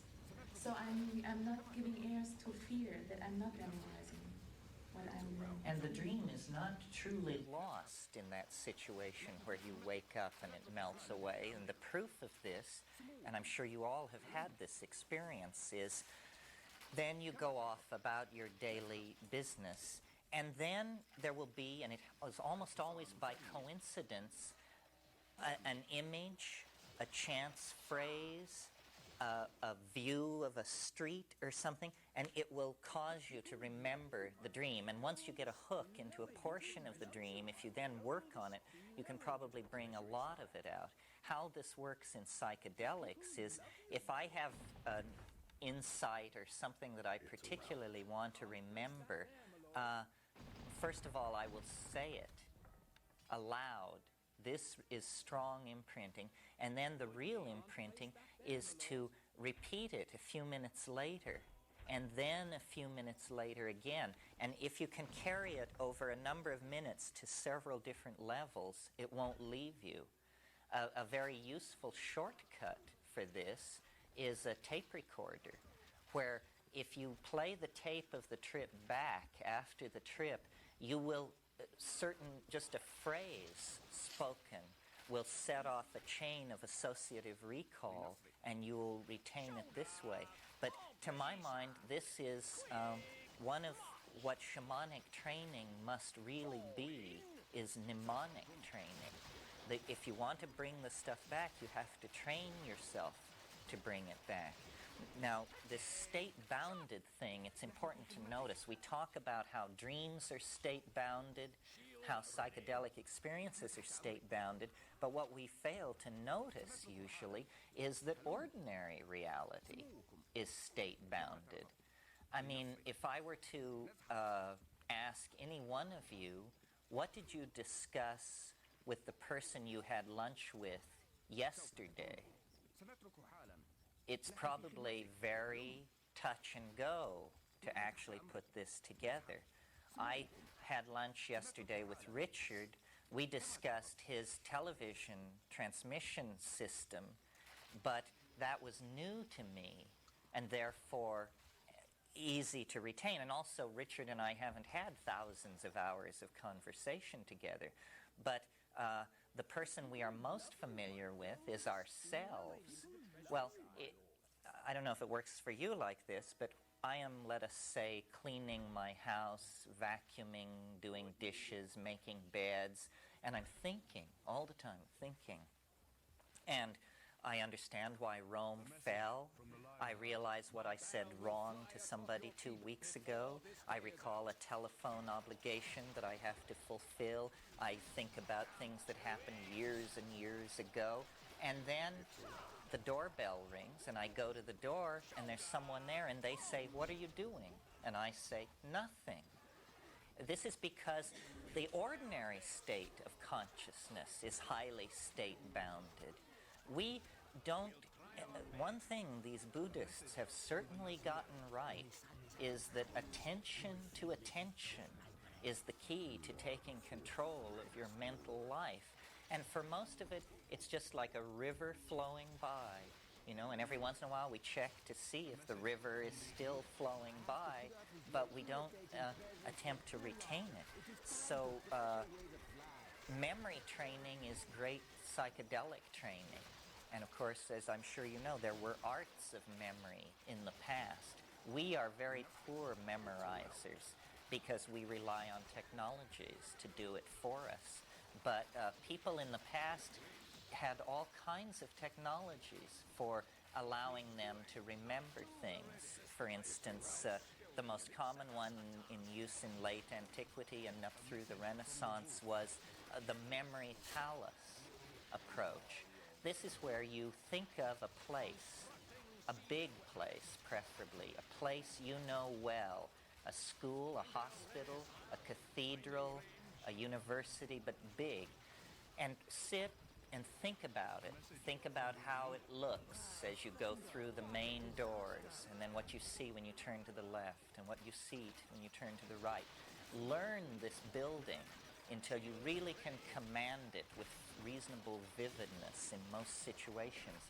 Then, if you want to remember something, imagine yourself walking through the front door of this building, turning to your left, and there near the water fountain, you will place an emblem of this thing you want to remember. And then you will go down the hall and around the corner, and by the fire extinguishers, you will place another emblem of the next thing you want to remember.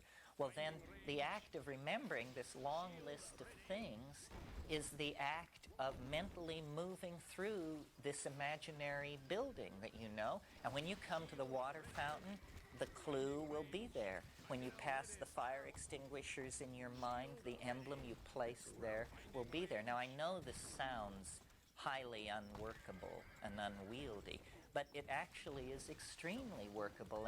And people like Catullus and Cicero, the great late Roman orators, were able to speak for hours on end with lists of virtues and vices and interconnecting causes and this sort of thing, because they were masters of this mnemonic memory palace technique. Well, psychedelics are a vivid... This is another one of these things, like mantras, yantras, and so forth, that works on psychedelics. You can do this. And so when you're on a psychedelic and you have an experience that you want to remember, place it in your memory palace. And the next time you come past that point in your memory palace, this thing will be there. Now, the other trick is...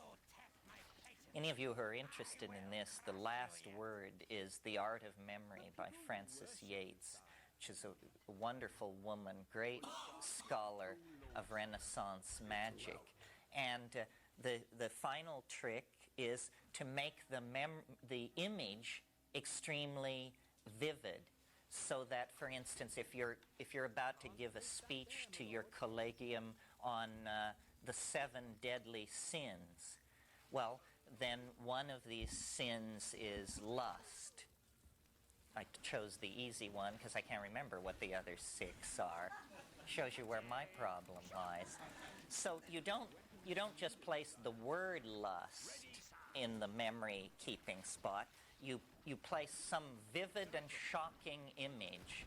Yeats suggests the image of a nun lifting her skirts. I think this was a classically suggested one that people were taught to use. Well then, when you come around the corner and meet the nun lifting her skirts, you think, aha, lust. That's the first, and then you go on and so forth. And books, some of the most astonishing products of the medieval engraver's art, are these books of what are called emblemata.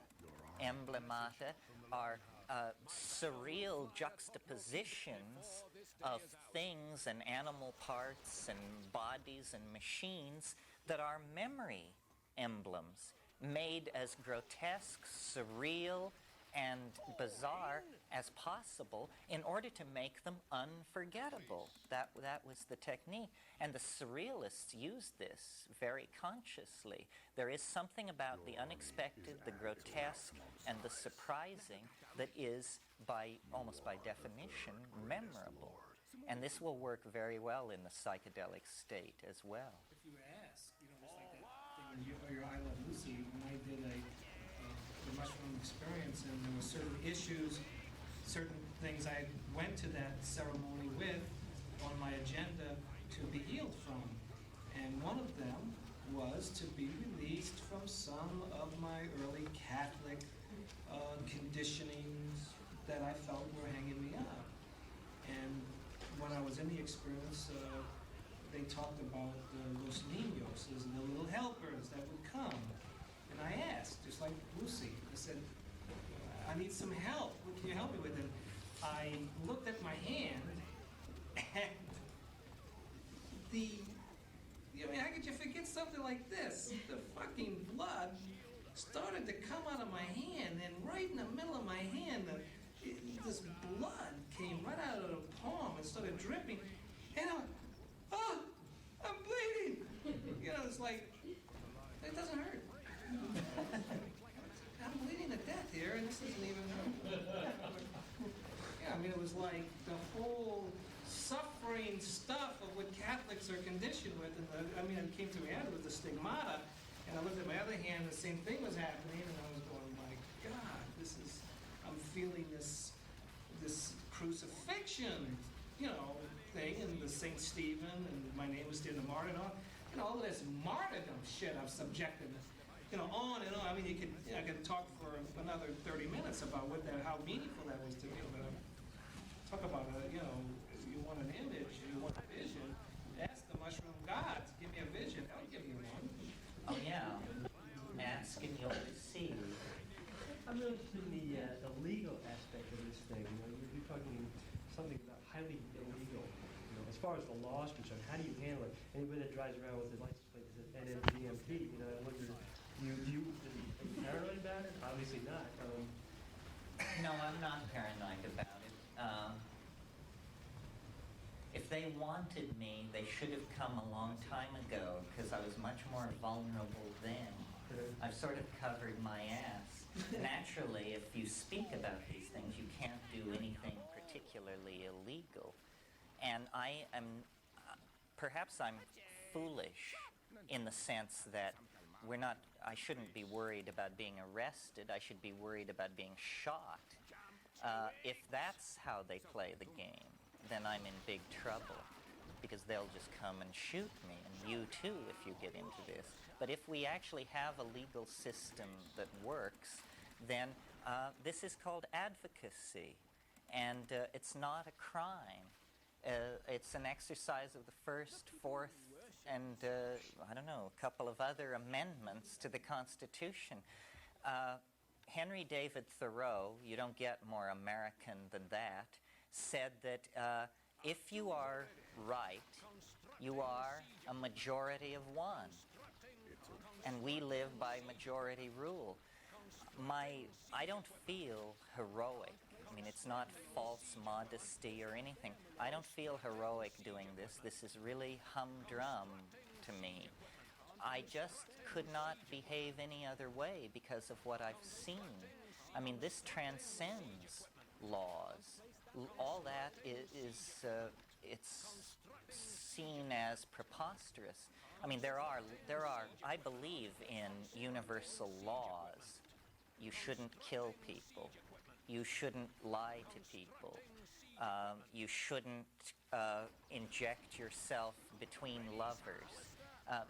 Most cultures, I think, recognize a set of universal laws. But thou shalt not smoke marijuana? Surely the god of Mount Sinai has better things to do than worry about that sort of thing. We have to create a new option. All social progress is made by people taking chances. If I am an anomaly, some kind of dangerous sociopath, then my message will be swamped and lost in the noise of the tumult of the world, because there are thousands of messages out there. If, on the other hand, this is a great and important domain of truth, then they are crazy to try and repress it, because it cannot be repressed. They have tried to repress it. Oh. Drugs is so good for the psyche. Why have they repressed it? They sought to repress it because there's something in the Western mind that is very nervous, that gets very nervous when you try to talk about the bedrock of ontology. McLuhan talked about this. He met great resistance, and all he was saying was that print had created certain kinds of unconscious biases in society in favor of uniformity, linearity, and like that. And he was amazed at the violence of the reaction against this. And he concluded that those cultures that have evolved from the phonetic alphabet are so removed from the stuff of the world, as opposed to languages like Chinese or Mayan or something like that, where there is a retention of the image in the written language, that the cultures descended from the phonetic alphabet are extremely paranoid about questions about the nature of reality. And that's what this is really about. The psychedelic issue does not relate to the drug issue at all. I mean, in fact, it's important to make this point. Drugs and psychedelics are not two members of a family. They are antithetically opposed to each other. The pro-psychedelic position is an anti-drug position. Now, how can this be, since we are accustomed to thinking of psychedelics as drugs? Well, it's like this. What is it that we object to about drugs? And I think everybody can agree, maybe not everybody, but most people can agree, we do have a drug problem. I mean, if you live in the inner cities, you see people getting all twisted up behind this stuff. We have a drug problem. So what is it about drugs that we find problematic? Well, I think that what is objectionable about drugs is that they cause unconscious, obsessive, destructive, self or other behavior. Unconscious, obsessive behavior is intolerable because we are conscious people accustomed to injecting choice and meaning into our lives. You cannot have meaning if you do not have choice. This is why we don't have to spend any time at all talking about whether the world is predestined. Because if the world is predestined, then I'm not saying what I'm saying because it's what I want to say. I'm saying what I'm saying because I can't say anything else. And you're sitting there because you can't not sit there. So it makes the world very dull and uninteresting. Compulsive, unexamined, obsessive behavior is the quintessence of anti-human behavior. It was Bertalanffy, the founder of general systems theory, who said, people are not machines. But in every situation where they're given an opportunity to behave like machines, they'll go for it. So in that sense, the psychedelics are almost the answer to the drug problem. And the early use of psychedelics reported spectacular progress with alcoholism. Well, now see, the people who believe that alcoholism is a disease, and I don't follow this literature closely, it seems to me this is a preposterous statement. I mean, a disease? You mean like influenza and smallpox and AIDS? Alcoholism is a disease? Can you get it if you don't practice safe sex? Or do you have to wash your eating utensils? It isn't a disease. What it is it's a failure of self-image. And the reason LSD in many cases had a tremendous impact on alcoholic behavior was because it just showed people what they were doing. It said, this is you. You're a drunk. You're a burden to your family, a bore to your friends. You smell bad and you're useless. How do you like it? And so somebody said, I don't like it. I said, well, then stop drinking. That's what it is. That's how psychedelics cure addiction. And nobody, when they talk about addiction, nobody ever talks about what is called self-restraint. Here we go. It's incredibly, I don't remember the name offhand, incredibly controversial. But alcoholism? Yeah. How heavy drinking? Myth of alcoholism is a disease. Right, yeah. And the man takes the position that the last 30 or 40 years where we've seen alcoholism as a disease is just, more bullshit from the medical model. We need another alternative. And of course, AA and everybody's just up in arms about the book. Well, yeah, AA has I don't remember now. What did you think? The name of the book is it's by Vinaigrette. It's called Heavy Drinking: The Myth of Alcoholism as a Disease. Basically, it discusses the fact that it's a rationalization to say that it's a disease. I mean, there are certain people I think that have certain chemical reactions to alcohol, but they're in the minority, and that this is very important to me as well because it's work that I'm interested in, and alcoholism has also touched my family. It has a lot of families. And yeah, I think the disease model has there's no responsibility involved, and AA, their position, their goal is not to understand the nature of the universe. They're not in the philosophy business. They're trying to get people to stop drinking. So to maximize that goal, I think that they go far overboard. First of all substances, they say. If you're an alcoholic, then you must forswear everything. I don't know how they relate to tobacco. But see, what you've got to understand is we are set up for addiction. It's just like language and cognition and all of these other things.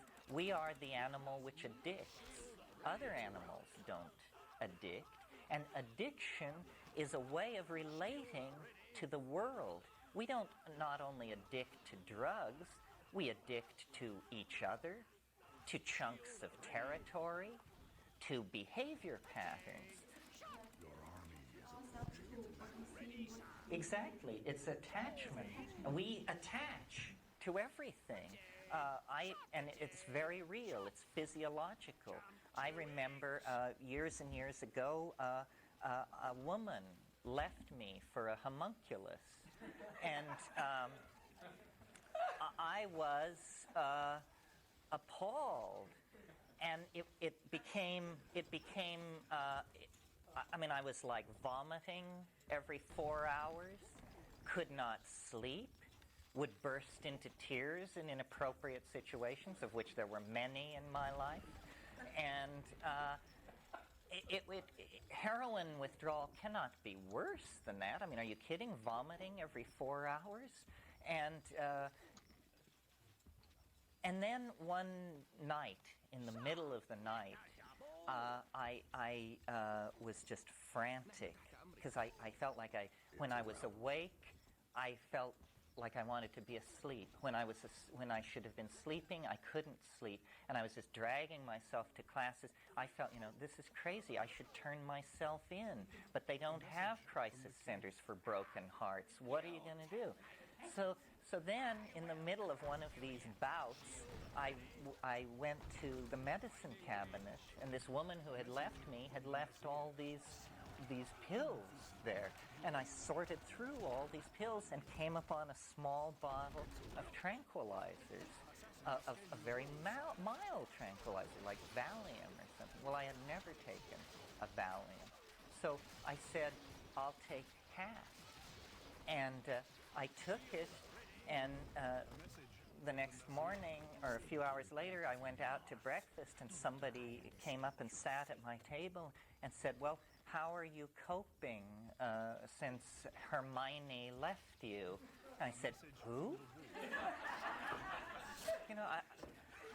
Just jerk, and it really gave me respect for tranquilizers. I mean, I was appalled. I was appalled that something so real to me, so much me, half the tab, I didn't care, let him go. And then I realized all the people around me, this is how they deal with emotional crisis.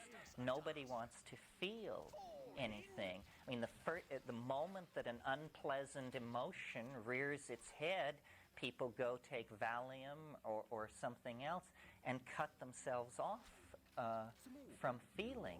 We addict to people. That's the point of that story. And when they leave us suddenly, it's just like having your heroin taken away and you become a mad thing for months, years sometimes. I mean, I still vibrate from this event, and it was 15 years ago. We addict to territory. This is war, our turf, our land. Now, this arises, again, a consequence of agriculture. Before agriculture, nobody had land. Land was something you walked around on as you migrated behind your herds. Once it was cognized as an object and fixed upon, they were ready to knock the other guy's brains out for setting foot on your territory. We all do this. I mean, we are addicted to caffeine, outrageous caffeine addictions, money, sugar, praise, television. Now, this is the favorite one to talk about because television is a forerunner of very insidious drugs to come. It's just the crudest and the first. But imagine if after World War II, a drug had been introduced into this country of right-thinking, hard-working, decent Christian people, such that 20 years after its induction, the average American citizen would be spending 6.5 hours per day involved in this drug. That's the figure for television consumption in this country. The average American watches 6.5 hours a day of TV. It is an electronic drug. It is an obsessive behavior pattern, an unconscious behavior pattern, and a physically destructive behavior pattern. I mean, it's done more for the rebirth of hemorrhoid specialists than any other single force in our society. So, but people say, well, that's not a drug, that's entertainment. 6.5 hours a day of entertainment? You know, before electronic media, a person could regard themselves as a great patron of, let's say, the musical community, and maybe they would hear 12 live musical performances a year when they would go to a theater. I mean, how many people in Beethoven, how many experts on Beethoven in his generation or the generation following heard, let's say, the Ninth Symphony more than several times in their intellectual life? Because, you know, you have to get a lot of people together and cooperating to perform the Ninth Symphony. To us, the Ninth Symphony is an object. Listen to it. Listen again.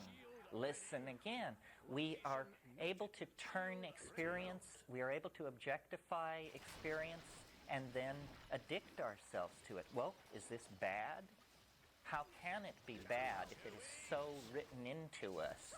I don't think it is bad. I think what we have to do is choose our addictions, choose our behavior patterns. I mean, one can choose to be addicted to punctuality. I'm accused of this. Other people are addicted to always being late. One can be addicted to, meaningless sexual encounters. Some different addiction. You mean because of the physiological angle? Well, I think that's been much overplayed. I think, should we not fall in love because we pheromonally lock together with this person and become a single unified set of drives and goals? The physiological aspects of addiction have been, I think, very strongly overdrawn. I smoke cannabis every day at most opportunities and have for years and years, since I was 18 years old. Every once in a while, I stop just to see what that's like. It's trivial. It's utterly easy. All that happens is a shift in behavior patterns. I read more. That's what happens when I stop smoking cannabis. And yet I'm supposed to be breaking out into cold sweats, wandering aimlessly through the streets of the city, staring up at lighted windows. Yeah, right. So I think we give each other too much permission to be weak in this area. What is never talked about in talk about addiction is self-restraint. For heaven's sake, just take hold of yourself. Responsibility. And if you tell people addiction is a disease, addiction is it's because you're black, it's because you're poor, it's because you're this, it's because you're that, you have just given them a whole bunch of reasons not to take responsibility for their own situation. And what is needed in these addictive situations, I think, is the shock of recognition. I believe, that if you don't take drugs, you're unbearable. And I can't think of a society on earth where people don't take drugs that any of us would want to have anything to do with. Let's take Calvinist Geneva, say. I imagine that as an example of an environment of moral rectitude. These people did not wear bright colors, didn't listen to music, never drank coffee, never smoked, forget about alcohol, sex for procreation, so forth and so on. And they are paradigms of the male ego frozen in place, didactic, paternalistic, all-knowing, filled with hellfire and damnation. Everything is seen in terms of a moral dimension that makes impossible demands on the human animal. Rather, I think what we should realize is that somehow our evolution into a civilized, self-reflecting being is caught up in these synergistic relationships that our conscious mind has with various things in the environment, so that we should choose our addictions. Now notice that addictions, to my mind, and you can argue with this if you want by choosing extreme examples, but addictions to natural substances are harmless. Let me name some natural substances that you might disagree with me on this point. I think probably the strongest one would be, people would say, well, what about opium? Surely this is the scourge of mankind. Actually, opium was never a problem in human populations until it was conceived of as a problem by British colonial policymakers who decided that they could manipulate the opium trade to get an entree into China. Alcohol was never a problem, particularly, until the discovery of distilled alcohol. And of course, heroin is distilled opium, morphine also. Sugar is a refined vegetable substance. In every case, it has required the intercession of science and technology to take harmless habits and turn them into dangerous addictions, so that everybody has a solution to the drug problem. I think what I would suggest is something called the Vegetable Drug Act, where you just say, if it's a vegetable, it's not a drug. This was the position until very recently with British common law. In Canada, mushrooms were legal. Mushrooms aren't psilocybin. Psilocybin is a refined chemical. If it is technology which allows us then to create these super powerful addicting substances, and there will be more and more of them downstream, you may be sure. So I think what we need to do is think of human beings as hardware, as the computer, if you will, and drugs are forms of software. And the software that you run determines the kind of functions that you can perform. If you run distilled alcohol software, well, then you take on the persona of the alcoholic. I believe that cannabis is probably the most harmless and benign drug around. It carries out this feminizing that I talked about. It lowers the profile of the male ego. Instead of wanting to duke it out, people just say, well, if that's your thing, And that's what we need, I mean, that practically boils down to what we call tolerance. So I think that this disruption of our relationships to psychoactive plants is what set us on the long, hard, downward path into neurosis. And it began with agriculture, with the narrowing of our spectrum of plant awareness from many, many plants down to the rye, the oats, the barley. And it's interesting that then out of this came the cultivation of, I think beer preceded wine.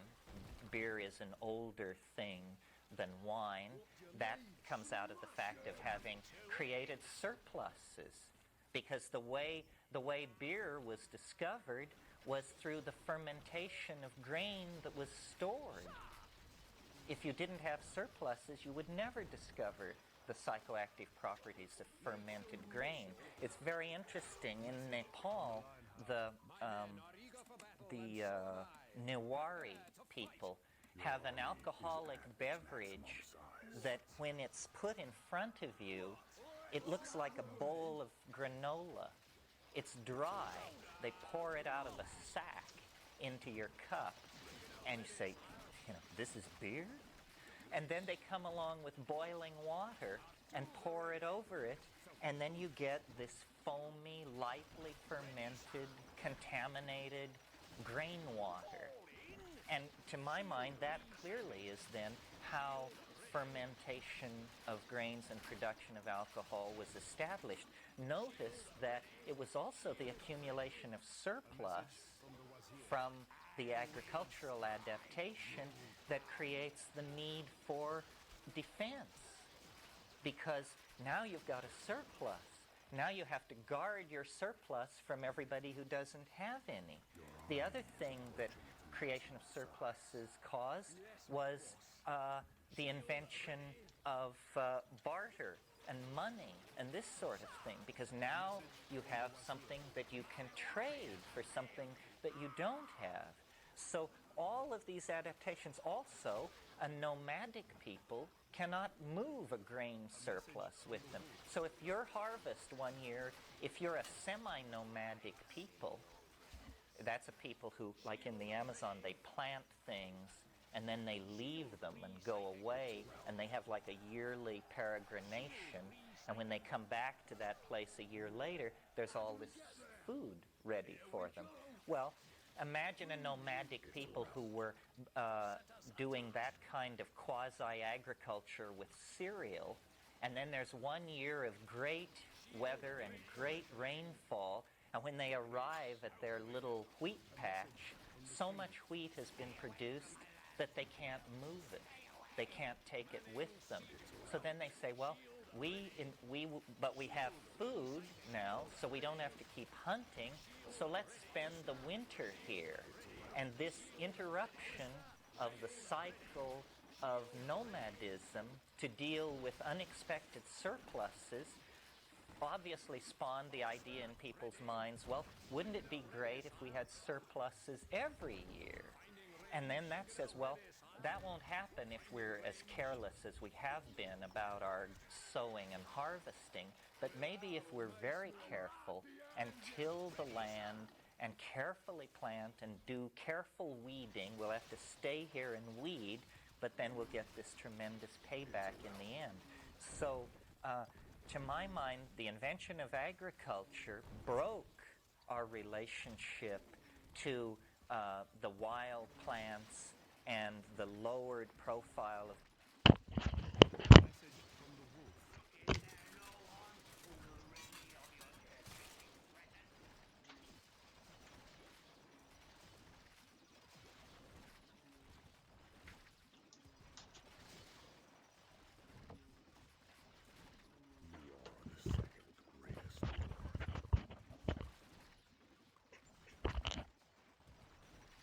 male ego, and set us on a path of defending wealth, creating fortifications, supporting more specialization, larger populations, so forth and so on. And from there to the present predicament, it's only a moment.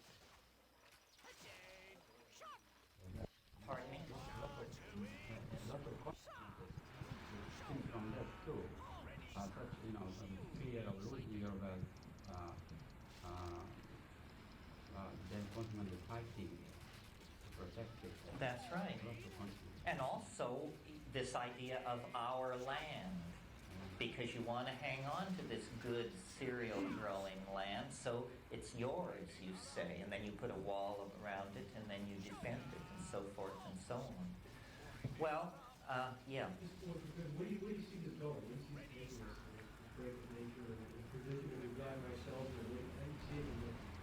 Well, I think that we're now, things are very far out of hand, and we're caught up now in the end game of history, and that we are going to have to create a way out of this impasse that is probably going to mean a complete redefining of who we are and how we relate to each other, and space and time and life and death.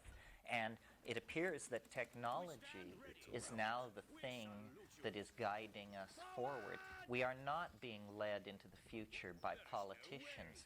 Politicians are running frantically along behind the wagon of history, trying to jump onto it.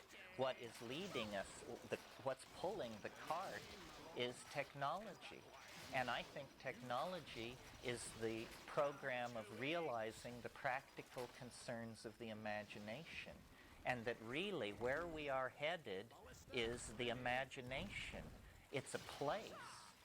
I don't know whether it's in solid-state circuitry or in the bones of the planet or in artificial arcologies in deep space.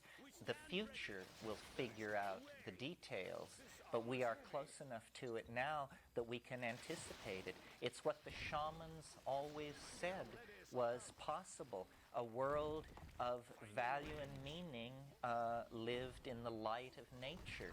And I think if we can get through this narrow neck that rationalism has imposed upon us and overcome these poisonous paternalistic philosophies, we will return. That's why I call it the archaic revival. It's the myth of the eternal return. History is something that you finish with as quickly as possible and then return to the archaic mode of eternity. And I think that's the adventure that we're all caught up in. That's the agenda that the plants and the planet have always had in front of them. It's just that we wandered away from an awareness of what was happening by deluding ourselves with our own inflated self-image, you know, man as master of woman and nature. And this distorted part of our self-image has now become so dangerous to us that we have to abandon it. We have to draw back from it. And under that kind of pressure, I think we will.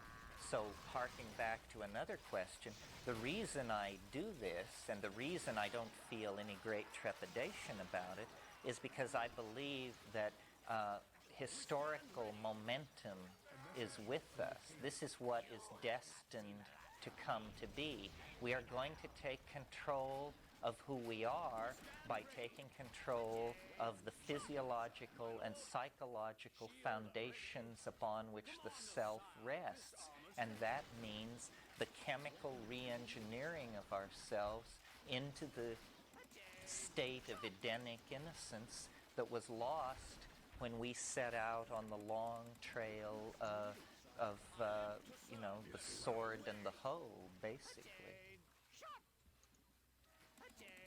That's it. End of weekend. Thank you very, very much. It's a political point of view, you see, and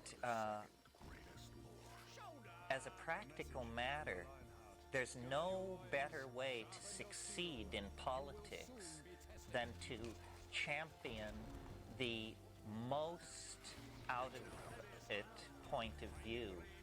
And now we live in an era where beige fascism is apparently the rising rule of the day.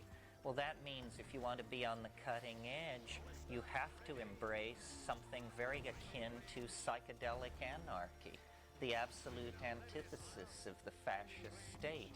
And then you will participate in the turning of the tide and the vindication of this point of view. And it will be vindicated, there's no doubt about it. All other points of view are bankrupt on the face of them. End of footnote.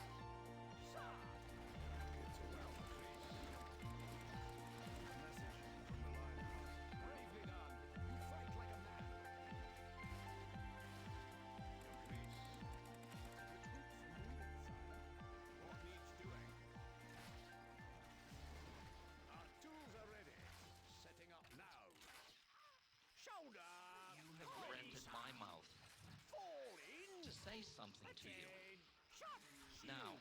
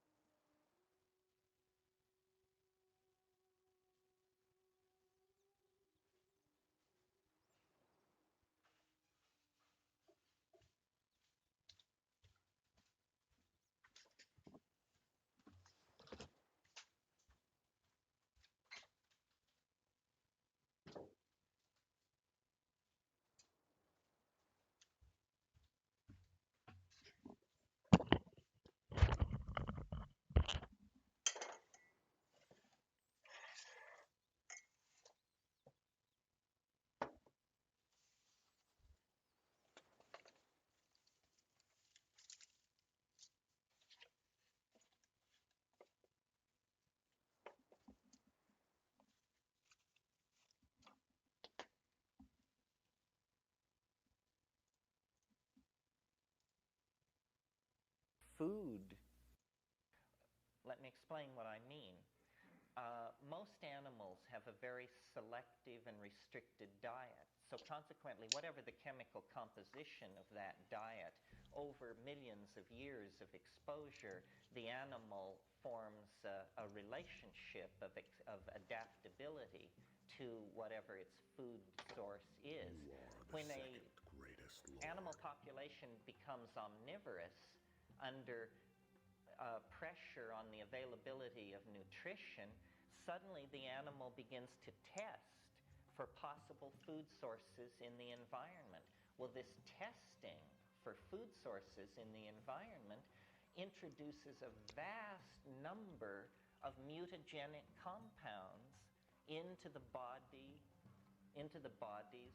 of these animals. Not only psychoactive compounds, but depressants, stimulants, things which interfere with RNA transcription, things which enhance or suppress the immune system, things which retard or clarify vision, things which suppress appetite, things which interfere with the estrus cycle. Remind yourself for a moment that orthonovum and the birth control pills are all derived, the compounds in those pills are derived from Dioscorea plants grown in huge plantations in Mexico, a kind of tropical yam. Well, yams in the tropics are now and always have been a major food source for foraging primates. And yet some varieties of yams contain so much of these hormone-like substances that they send the reproductive cycle and ovulation and all these things just into a tizzy. Well, you can imagine the impact, the evolutionary speed up that this decision to go omnivorous would have on these evolving primates. And I maintain that the prolongation of infantile traits in human beings, some of which persist throughout our entire lives, such as our that too. I was thinking of our relative hairlessness and stuff like that. But you're right, it's a puzzle. Every generation thinks that the generation which it spawns is more infantile yet than it was. And somebody wrote me a letter recently suggesting that this was a good thing and it would end with us simply skipping the life in 3D phase, and you would just go from fetus to chip and skip over this whole messy three-dimensional cultural phase. But I digress. In this welter of chemical compounds impacting on the evolution of these primates were, among other things, psychoactive compounds. The most important of which, I believe, was probably psilocybin, which occurs in fungi which grow in the manure of these pre-domesticated herds of wild cattle and bison that characterized the African environment. And I myself in Kenya observed baboon behavior, and the standard baboon behavior is to run around sniffing the ground and basically looking for bugs and turning over cow pies, because underneath cow pies there are likely to be bugs, and testing everything as a food, sniffing things. Well, the mushroom is an extremely noticeable part of this grassland environment when present. I mean, it's almost like an artifact of some sort. Everything else is pretty humdrum, but then you get these perfectly symmetrical, silvery, proto-technological shapes scattered through something certain to be noticed by a foraging primate. Well, once ingested, even in low amounts, visual acuity increases. Roland Fisher, who gave psilocybin to over 25,000 people in the early 60s before it was made illegal, invented a device where by turning a crank they could deform two metal bars, deform their parallel state so that they were no longer parallel. And then they would sit graduate students in front of this thing and ask them to push a button when the lines were no longer parallel. And they discovered that people who had been given small amounts of psilocybin could detect this falling out of parallel much more readily than people who had not been given psilocybin. And Fisher, in his wonderful, ponderous Viennese style, said to me, and so you see, here's empirical proof that drugs give you a better picture of reality than their absence. In this single case, empirical proof. But you don't have to know a lot about primate evolution to know the kind of impact that an increase in visual acuity would have on a population of pack hunting animals where coordination of the hunt means the difference between life and death. Of course, it means that those animals which are accepting the mushroom into their food chain are going to be more successful hunters, hence have more food for their offspring, hence a more successful reproductive strategy, hence selection in favor of those animals tolerant enough to accept the psilocybin. That's at the low dose level. But of course, the mushroom was being experimented at many dose levels, low, intermediate, and high. At intermediate dose levels, all CNS stimulants cause what is called arousal, an interesting side effect of which is erection. So at intermediate doses, suddenly there is an activation of an interest in sexual activity.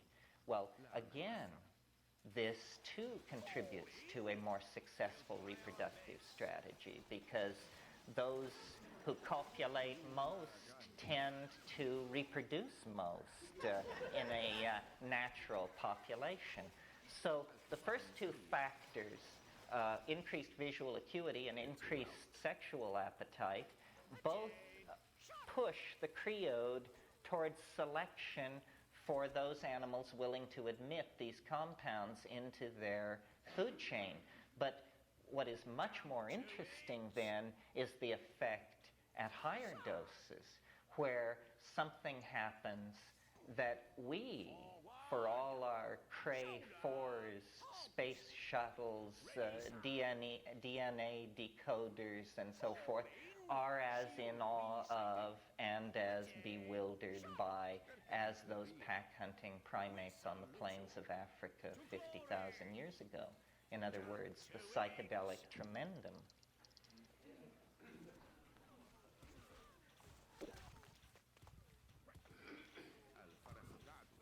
And in a way, the evolutionary impact of this third level of admission of psilocybin into the diet is what we are grappling with to this day, because people like Henry Munn and others have shown, and I think anyone can gather this experience for themselves if they will but give it a whirl, that psilocybin in fact stimulates the language-forming capacity of the brain, whatever that is. I mean, we don't know.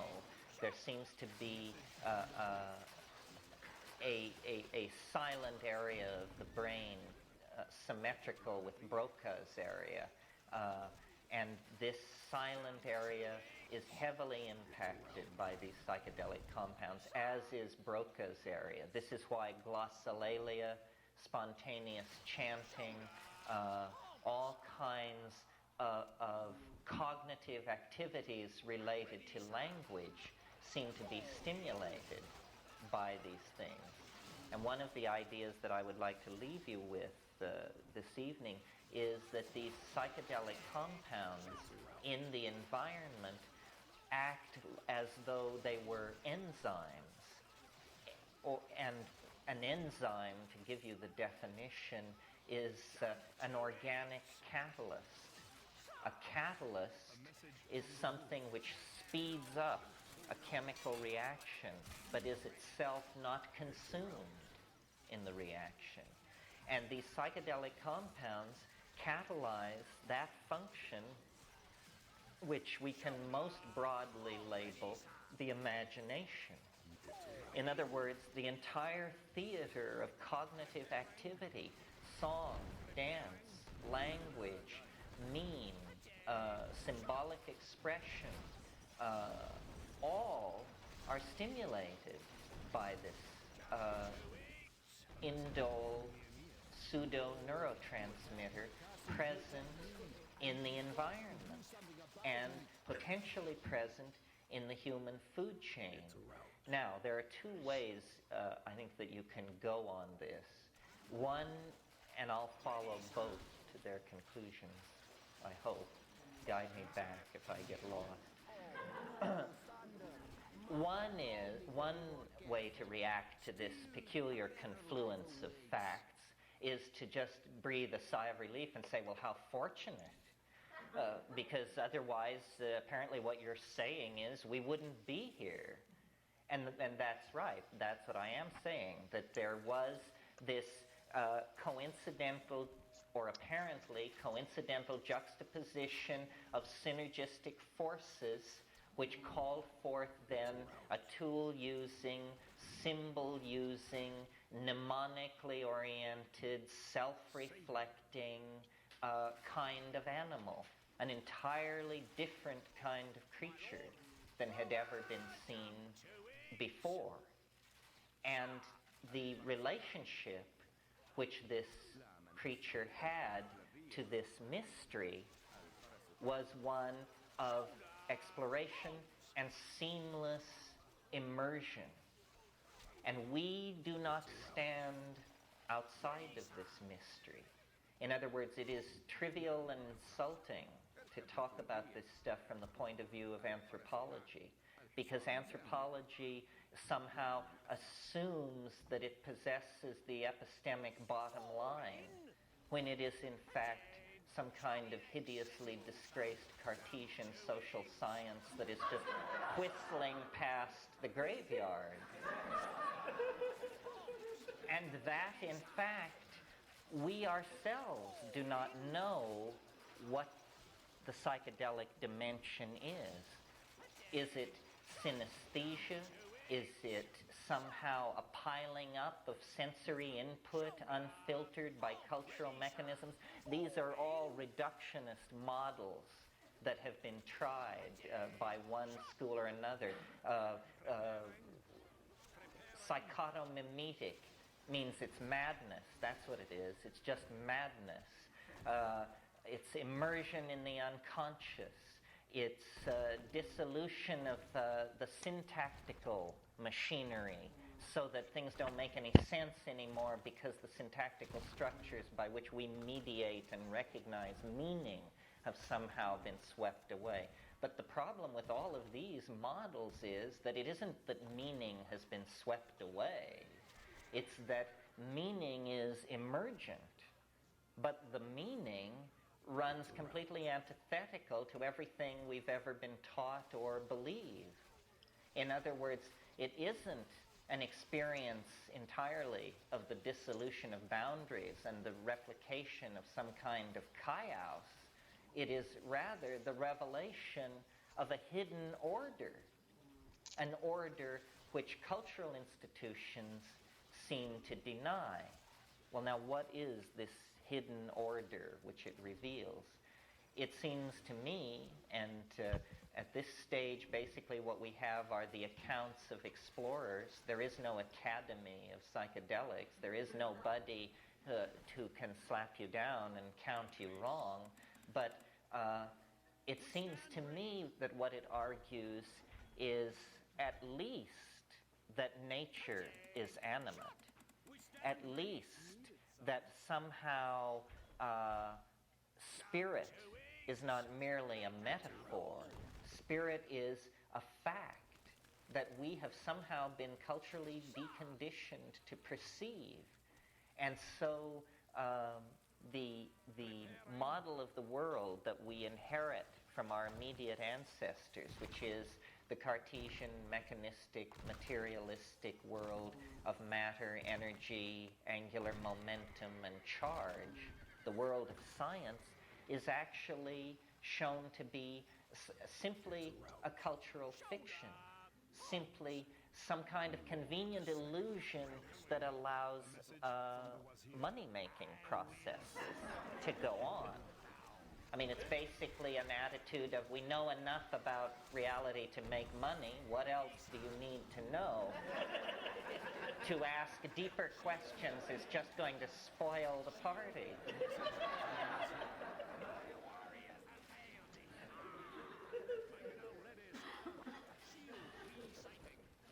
Now, the other tack to take on this is to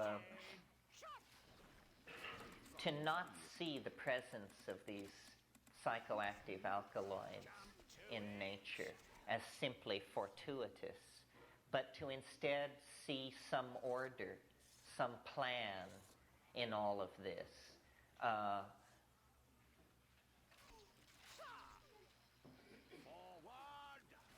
Shamanism is consistently the intuition not only of the animate possibility of nature, but of the inhabited and intelligent possibility of nature.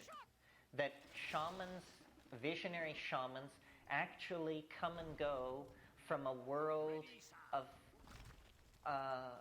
embodied intelligence, embodied in a dimension that we can ordinarily not perceive.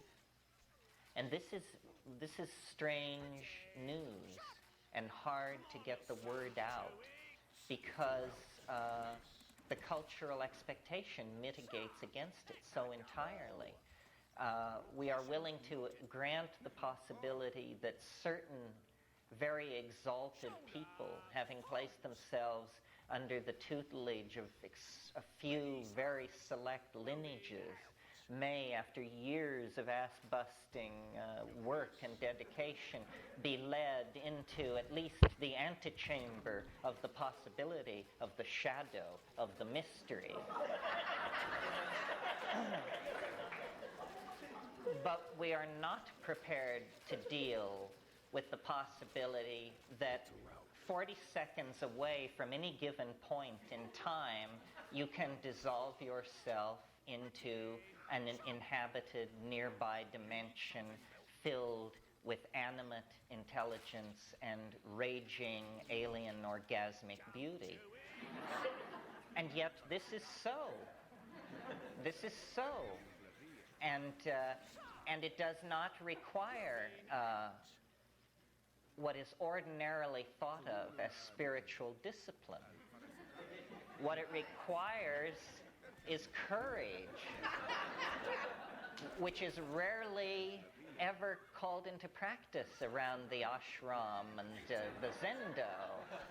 I mean, courage is not something that when you go on a 30-day retreat, there probably isn't a single moment in which you're really slammed to the wall in the dimension of courage. Well, so my entree into all of this, besides being part of Berkeley culture in the 60s, was going to the Amazon and seeing that, what was promised in the higher religions, what was promised in alchemy, Kabbalah, yoga, all these things, was actually just a fact of ordinary experience to the rainforest-dwelling populations that had kept very, very close to the archaic, had never left the hunting-gathering mode, had never burned, had never created pastoralism, had never created phonetic languages, and the most primitive of the primitive. And those people had held on to this vision and the technology that makes it possible. And it was for them entirely a technology of the manipulation of exterior elements in the environment. They didn't have this purity of the body, nature as vile, penetrating, polluting force, which is what informs all of these more vertically organized religions. They have an absolute horror of the world as given. You know, they want to get you out of it. They want you to have as little to do with it as possible. Sexuality is highly suspect, so forth and so on. Well, until the puzzle in all this for me is how this fact, and by this fact I mean the penetration of this alien dimension by these shamanic cultures, how this fact can continue to be hushed up and fail to penetrate into the ongoing cultural dialogue about our own planetary future. And it really is not penetrating.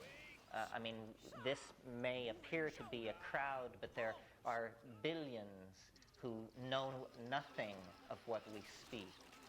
And, you know, to my mind, this psychedelic dimension is part of the human birthright, as much as the sexual dimension is part of the human birthright. Now, there have been cultures in the past, the Calvinism of Geneva, Victorian England, where repression of sexuality was so total that you could almost get through life without hearing about it. And our level of repression of this optional mental life is approaching the same level of hysterical repression. And yet, my take on solutions, if there are any solutions in the predicament in which we find ourselves globally, is they are going to come from a kind of archaic revival, a kind of attempt to step out of the historical vehicle and let it just sail over the cliff without us. Because if we don't step out, leap at the last moment from the historical vehicle, we will be carried with it into some kind of fiery conflagration. That's the momentum of these egocentric, materialistic, positivist philosophies that have gotten loose over the past 1,000 years and are just running amok across the surface of the planet. The escape is forward into the past. In other words, a revivifying of the archaic. And this has been sensed for over 100 years.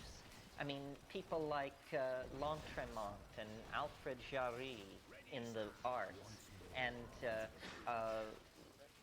Lobachevsky and Riemann in mathematics, and of course Einstein in the early years of this century. All of these people were anticipating aspects of this archaism, and so was Freud, and so was Jung, and in their own bizarre way, so were the Nazis, and so was the psychedelic revival of the 60s. These are all various pieces, various facets of the archaic possibility. Not all of them, obviously, attractive. But in the same way that the breakup of the medieval world caused a revisioning of classicism, and that's in fact what happened as the medieval world fell to pieces. People who called themselves humanists said, you know, there has to be another way to do it. How can we do it? And they looked back and they discovered Plato and Aristotle and the Hermetic corpus and all of that, and revivified that, and Roman law and Roman architecture and Roman technology, and all of this they revivified.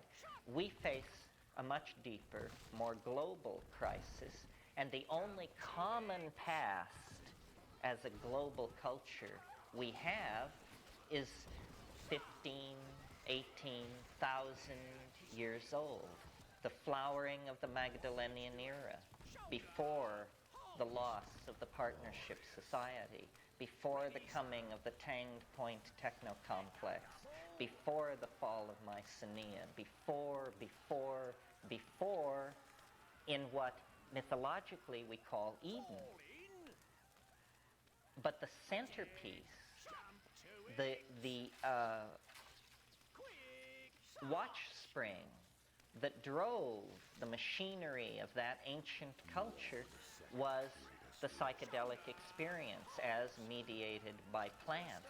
That's what kept the feminine in place, was that the culture and every member of it was frequently experiencing complete boundary dissolution and complete release into an oceanic dimension that gave correct perspective on the microsecond life of the individual. And this is the same experience that people have to some degree with psychedelics today. It's perspective is what it is. And perspective, when practiced on that level of intensity, becomes dissolving of pre-programmed patterns. Because all the near-term models, who am I, who are you, what is this country, what is Western civilization, what is the modern world, these near-term models are simply cultural fictions of some sort. I mean, the fact is that we don't know what is going on. And we have value-charged languages which we lay over the chaos like grids, and we rally others around our language grids to create what we call consensus, understanding, and then we kill everybody who disagrees with that, and that further cements reality. And by this means, we completely opt into some cultural model. And it doesn't matter what the cultural model is. And this is something that I think other commentators on shamanism may have missed, that it is as hard for an Amazonian Indian to take ayahuasca as it is for a resident of Telegraph Hill. There is no culture that prepares you for that. There is no set of socially sanctioned values that will allow you to make sense of the psychedelic experience unless you have within yourself a certain reservoir of native understanding that will pull you through. Someone once said that language was created in order to lie. Well, I think that's very true. And cultures are the shockwave that forms in the wake of the leading edge of language. So all cultures are a lie of some sort. They are, T.S. Eliot in The Wasteland said, between the hope and the completion falls the shadow. And I think that the shadow, the personification of the shadow, is inevitably the cultural values in which we are embedded. And breaking through those cultural values seems to be something which can only be done by severely perturbing the neurological basis of cognition. In other words, by perturbing the neurochemistry of the cognizing brain. And whether the brain generates or receives cognition doesn't really have to concern us here. All shamans, all visionary shamans who use plants understand that it is the plants that cause the visions, that there is a relationship of cause and effect here. Breaking through to that dimension then, to my mind, introduces awareness of a reality outside of history. one way of thinking of shamanism is it is the exploration of hyperspace, or the exploration of eternity. In other words, that the shaman is someone who has seen the end, the beginning and the end, and so has a relationship to time which is characterized by effortless, appropriate activity. Effortless, appropriate activity is the consequence of having understood process on all scales of expression. And this, I think, is what shamanism is about. This is why shamans are able to heal, because this effortless expression of appropriate activity is the sine qua non for allowing the energy, the chi of heaven, to pass through the body as transmitter and into the world of causal efficacy. And I think this is what we want for ourselves as a culture somehow, a return to effortless, appropriate activity instead of history, which is more like the myth of Sisyphus. I mean, it's tremendously laborious, utterly inappropriate activity, which grows daily more inappropriate. How then will the archaic revival deal with the historical momentum of the phonetic alphabet created, printing press reinforced, male-dominated set of cultural values that we all have inherited? Well, I think it has to begin in psychology. That the psychologists, it was Robert Oppenheimer, and perhaps it was apocryphal, but I don't think so, who said, the physicists, whatever may be said, know guilt. They know it because of what was done. He was talking about the bomb. Well, I think psychology, if not guilt, at least it has known triviality because it has abided in it far too long. The analogy that I like to make is to the telescope. The telescope did for astronomy what the psychedelic plants want to do for psychology and the study of cultural history. But in our case, the Inquisition is winning. In our case, silence is actually being reinforced. People are afraid to talk about these things. These matters can only be dealt with in the anthropological context or in the ratomorphic context, meaning you can give psychedelics to rats, you can go and observe people taking psychedelics in God knows where, but it cannot be brought into the laboratory, hardly to speak of the consulting room. And yet we are going mad with the accumulated pressure of neurotic activity. We know we have the money to feed everyone. We have the money and the scientific expertise to cure epidemic diseases. We have the cultural manas to create paradise. What we do not have is the brains to do it, the guts to do it, the imagination to do it. It is entirely a failure of imagination. The cultural renaissance that we are awaiting, the world revolution that we are praying for, has got to happen between people's ears. It isn't that we await a new technology or that we await a breakthrough to vast wealth.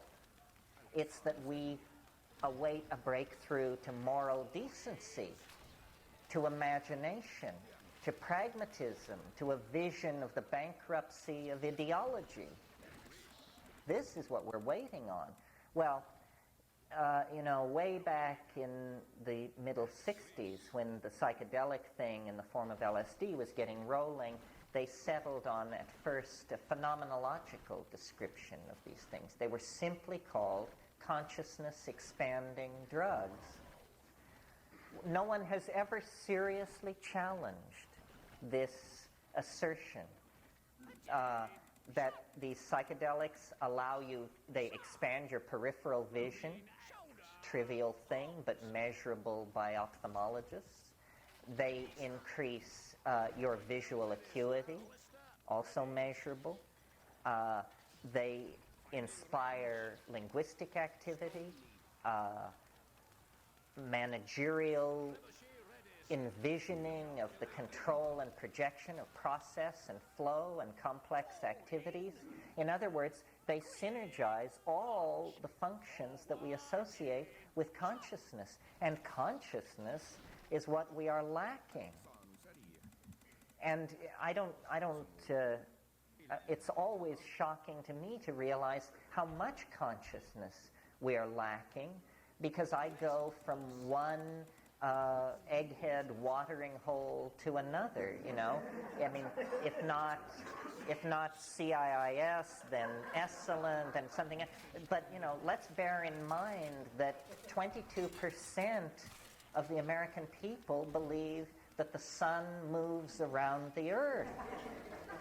22%. Those are the people who are going to choose the next president on Tuesday. Partnership, responsibility, caring, these things which come so hard to us as a species would be second nature if we were operating on all cylinders. And all cylinders mean having correct and true images of what nature is, of what this planet is, of who we are, and of where we fit into this thing. It is not that we are omnipresent, omnipotent, egomaniacal barbarians turned loose to plunder, rape, kill, and pile up wealth for ourselves and our descendants. That model has now become toxic and is feeding back into the collectivity very rapidly in such a way that it's going to be a photo finish between planetary catastrophe and breakthrough to some kind of complete other cultural dimension of values and ways of relating to each other and anticipations of the future.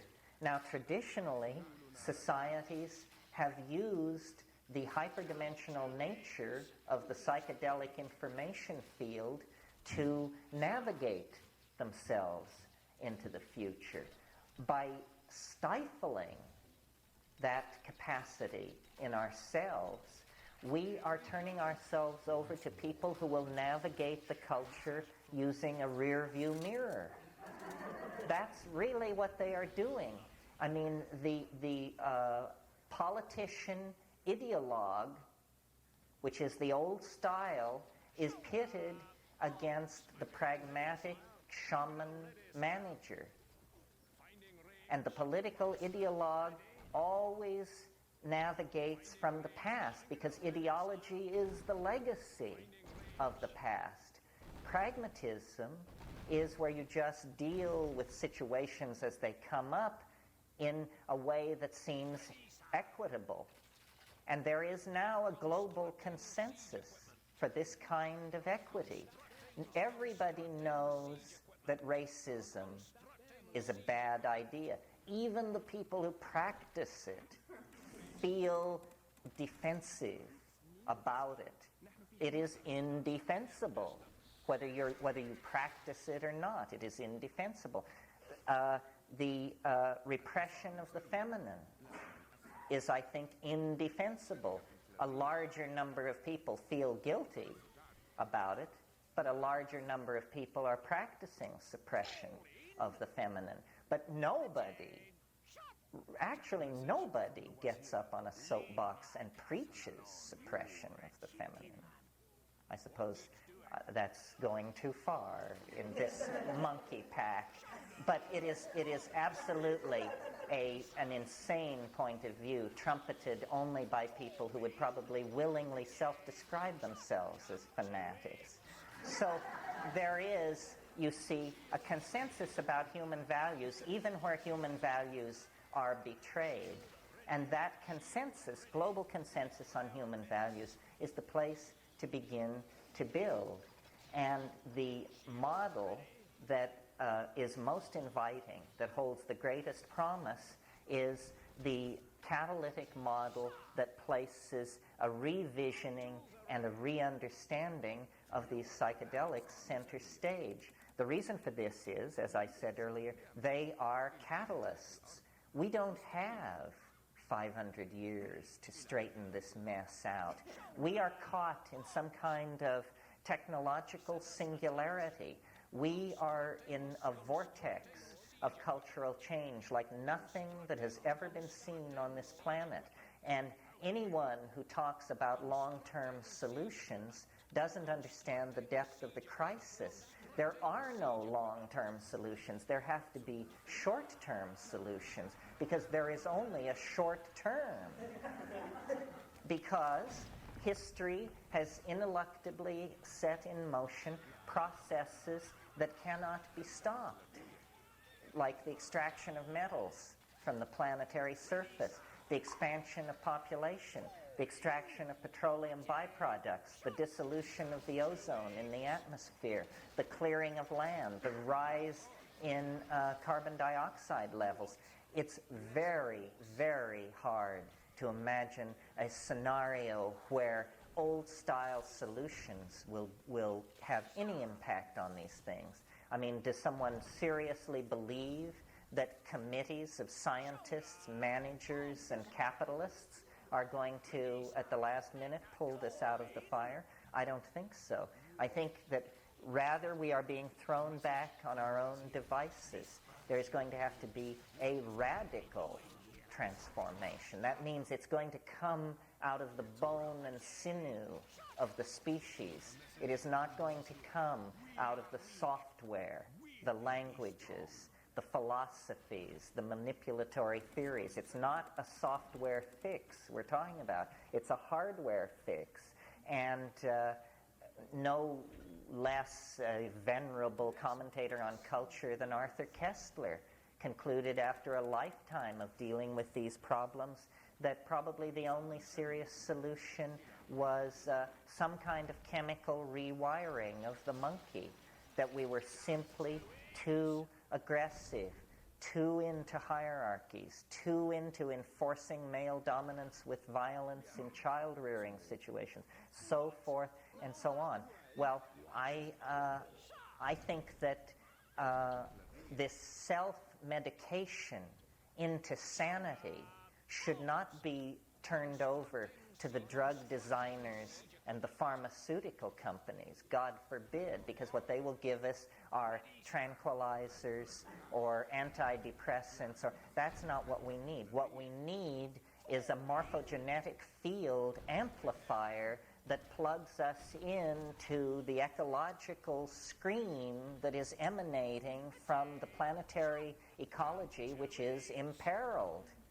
And the morphogenetic field amplifiers are these psychoactive substances in plants. That is, in fact, what they are doing there. I maintain they have synergized the historical process. They have synergized our language-forming and symbol-forming capacity for a purpose which is locked somehow to the fate of the planet and all life upon it. A purpose which may not be Végre, bazd to meg! human beings.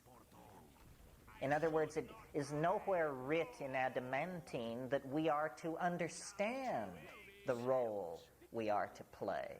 Simply that we are to play it. And what has been unleashed first by life and its ascendancy through higher phylogeny, and then by ourselves through the 16 invention of 000-et öltem culture, meg.